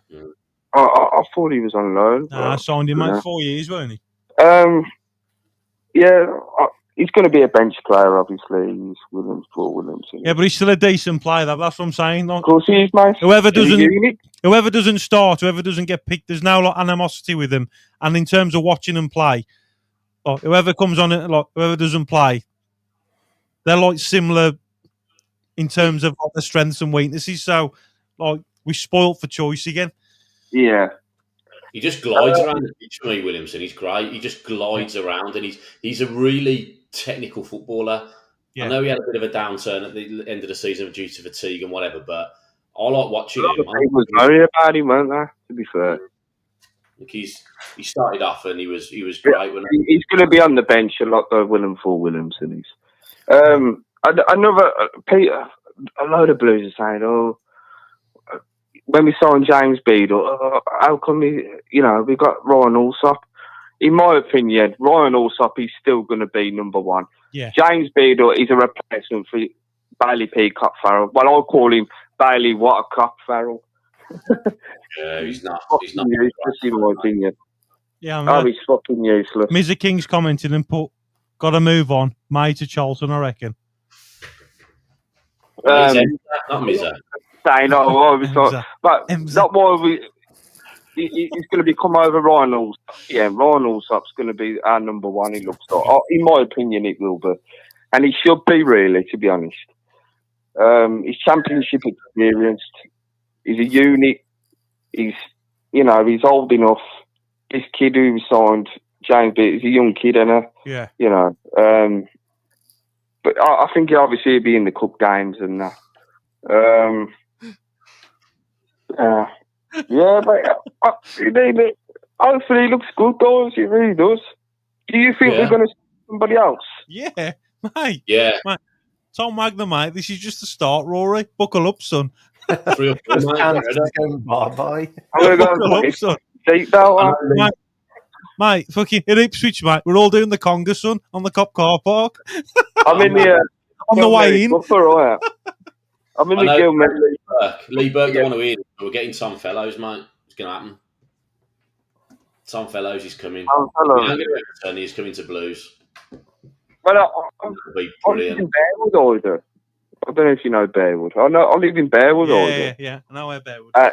And I was in there's a boozer Windsor in Bearwood, and I go in there a lot, and it's a lot of Albion in there. I was speaking to an old guy in Albion. He knows me really well, and he said, "Fucking hell, are you looking forward to it?" I went, "Fucking hell, mate." He went, "I'll tell you what, Raw, we're scared to play you. You know, you're an Albion fan. Yeah. We're scared to play you." I went, "So you fucking should be." And I said, "Who's he signed?" He went, "Well, we've only signed one fucking player." I went, "You're joking." I went, "Fucking, we're on about our fucking 5th. We are already." He went, "I know." They signed some Norwegian fucking geezer or something. He looks half decent, to be fair. But I think they've got to sell to buy, so they'll have to sell. Somebody said that they're banking on selling Fellows, aren't they? Yeah. What you've got to remember as well, though, lads, is that season that did fail. It was what Tom Magna and I had inherited. And obviously, we was limited to what we could spend because of all the high wages that we had. Yeah. So wherever it was meant to be, it was meant to be, and it was meant to be because, like we've all said, like look where we are now. Look, we needed it. It's happening. Yeah. Now they've got full control, pretty much. Now look at all the sponsorship that Wagner's creating with. It's just unbelievable. I mean, you go on the Blues website, Rory, scroll all the way down, and it'll show you the partnerships and the sponsors that we've got with Blues that Tom Wagner and United have created. What they've done, and it's all revenue, mate. What they've done is fucking That's what's allowing us unbelievable. to spend this money and generate these players. And like I said, there's players that want to come on board, that they're dropping down leagues, mate, to come to Blues, and they're coming to Blues for a reason. I mean, what they've done is fucking fantastic. They've made one mistake, in my opinion, which are... Yeah, but they've made up for that more than tenfold, mate. They've made up for that. They was only trying to get fucking... I know what they was trying to do. They was trying to get us fucking up. Big name, Wayne Rooney. He's one of the biggest names in the fucking country, let's be honest. It didn't work out. I knew it wouldn't. But we just had a massive reset button. And what they do, our club's changing in front of us right now. You know what I mean? It is. It's changing right fucking now. Goodness, though, for the fucking... It's just unbelievable. There's two big things for me, Rory, with Blues. And this is... there's 97 people watching now, and this is genuine. And for me, what means the world to me the most is the fact that the unity's there. Like, everybody's coming back in the numbers. They're spending the money. We've got 14,000 on the waiting list. But it's the amount of people that are coming back. They're bringing all their kids and stuff. They're growing up to watch what's happening, the transformation. But to me, mate, it's the older generation that have been there, mate, all them years of shit. Yeah. And now they're finally seeing something that's happening. And, mate, that to me, when I go down the Blues, mate, it's the older generation for me, mate. And I take it all in, mate. You ask Woody, mate. I'm not really sentimental with it. I take every second in, mate, and I love it. Absolutely love it. I think you're the same age as me, mate. You are. You deserve it. It's just unbelievable. You're 33, ain't you? Yeah, 33. Yeah. 92. Yeah. Yeah, and me, mate. And me. Go on, son. I went down last night with my boy Archie, right? Yeah. And then I went on fucking line, and I've ordered a stadium tour for me and my boy fucking next Thursday. I'm really looking forward to that because I remember when I was a nipper at his age, my mum took me to a stadium tour. When we went through all the fucking ground, it was brilliant. I mean, we met Matthew Upser. That's how fucking long it was. It was fucking brilliant. It was. We never know. You never know. You might meet a player. Yeah. Might not. Things have changed now, but I'm really looking forward to that on next Thursday at 1:00. Yeah, We've got it. That'll be really good. I've done that years ago, and it's really good. He was even good back then, and the stadium wasn't great. It's fucking brilliant. Yeah, that's really good. You'll enjoy that. Yeah, he's really looking forward to it. But what they're doing is fucking fantastic. Right, really mate. Rory, we're going to meet you son this season or what? What's going on? I like sitting up the Gil Merit upper, I do, Jack. Richard wants to meet you now, son. He's on the party bus now, mate, till 3 a.m. I'm lad. I'm fucking open arms. I'm always looking out for any years. But I see your faces on YouTube. Car park. I'll pull you. Look, you'll see me, mate. Look at block 39. I think second or third to back row. That's where I stand. That's where we stand. So just look over for us there, mate. But we'll meet you before the game anyway. Yeah, man. Cop car park. Come on, Rory. Get on there. You know, you never get a beer. It's a bloody nightmare. Where? I always do my drinking in town first, and then I always go with the intention of getting a beer in the fan park, and then I just look at the queue and I think, I'll forget that, and then I'll go into the ground because you can get a beer quicker. So I never stand outside and have a beer before the game because the queues are so big. Well, just do what I do. I'm always in the road, George. But I don't know if you know, Roy. I don't. You might know, you might not. Well, last Friday, I went and got the fucking 2 brand new taps, right? And I thought, fuck it, I'm going to pop in the roost for a quick pint. So I popped in the roost for a quick pint, and I said to the bird, I went, I'll have a Madra. She went, we ain't doing Madra. I went, fucking. I went, darling, then. She went, it's all right, mate, because they're all, it's all £2 a drink. She went, the guys are shutting it for just for match days only. I went, you fucking joking? I went, nah. She went, nah. So the guy's only opening now, the roost, for, I don't really go in the roost. So that explains then. So that explains him. Me and Woody was filming that documentary then, A Small Leaf, because I said to Woody, I said, do you want to go in and have a quick pint? And then we went there and it was shut. Yeah, well, before the game, yeah. He's shutting it. He's only doing match days, like obviously Tuesday night, Wednesday night, and a Saturday. Yeah, I was like, I don't really go in the roost though, guys. I always go in the Royal George. I do. Yeah. I'm always in the Royal George, but 100%. If I see you, I know your faces. I've seen your fucking face. I will point out I'm roaring. That's fucking. Yeah. You know. But just do what I do. This is where you made a mistake here, Rich, son. About the queues and that. Just do what I do. Just buy 3 hot dogs and 4 points when you're getting served, and then you. Yeah. That's what I do. That's strategy, that is. We're going to the Ipswich game, right? And but the thing is, me mum, and cause my mum's a massive Blues fan, and my son, us 3 are going. We're in the upper gill, but we're separated in 2 fucking blocks. So I said to my old lady, I went, you just stay with Archie, right? And I'm just going to be at the fucking bar in the entrance watching the fucking match. Yeah, good shout, mate. I say to the stewards, when I'm up there all the time, I say to the stewards, I'm like, yeah, I'll stand here. He's like, all right. They're like, yeah, sound, no problem. I'm like, that's fucking sound. Rory, you got to meet us, son. Well, just go to the car park, mate. Come on, you got to meet us, son. Yeah, you got to meet us, man. You need to get on the mic. You bring the mic out here, mate. Yeah. Rich L. Mate, it's fucking expensive down there, though, boys. Rich L likes to sniff the mic before he has a good chat. Yeah. Always sniff the mic before you speak into it. Down there, boys. But I will.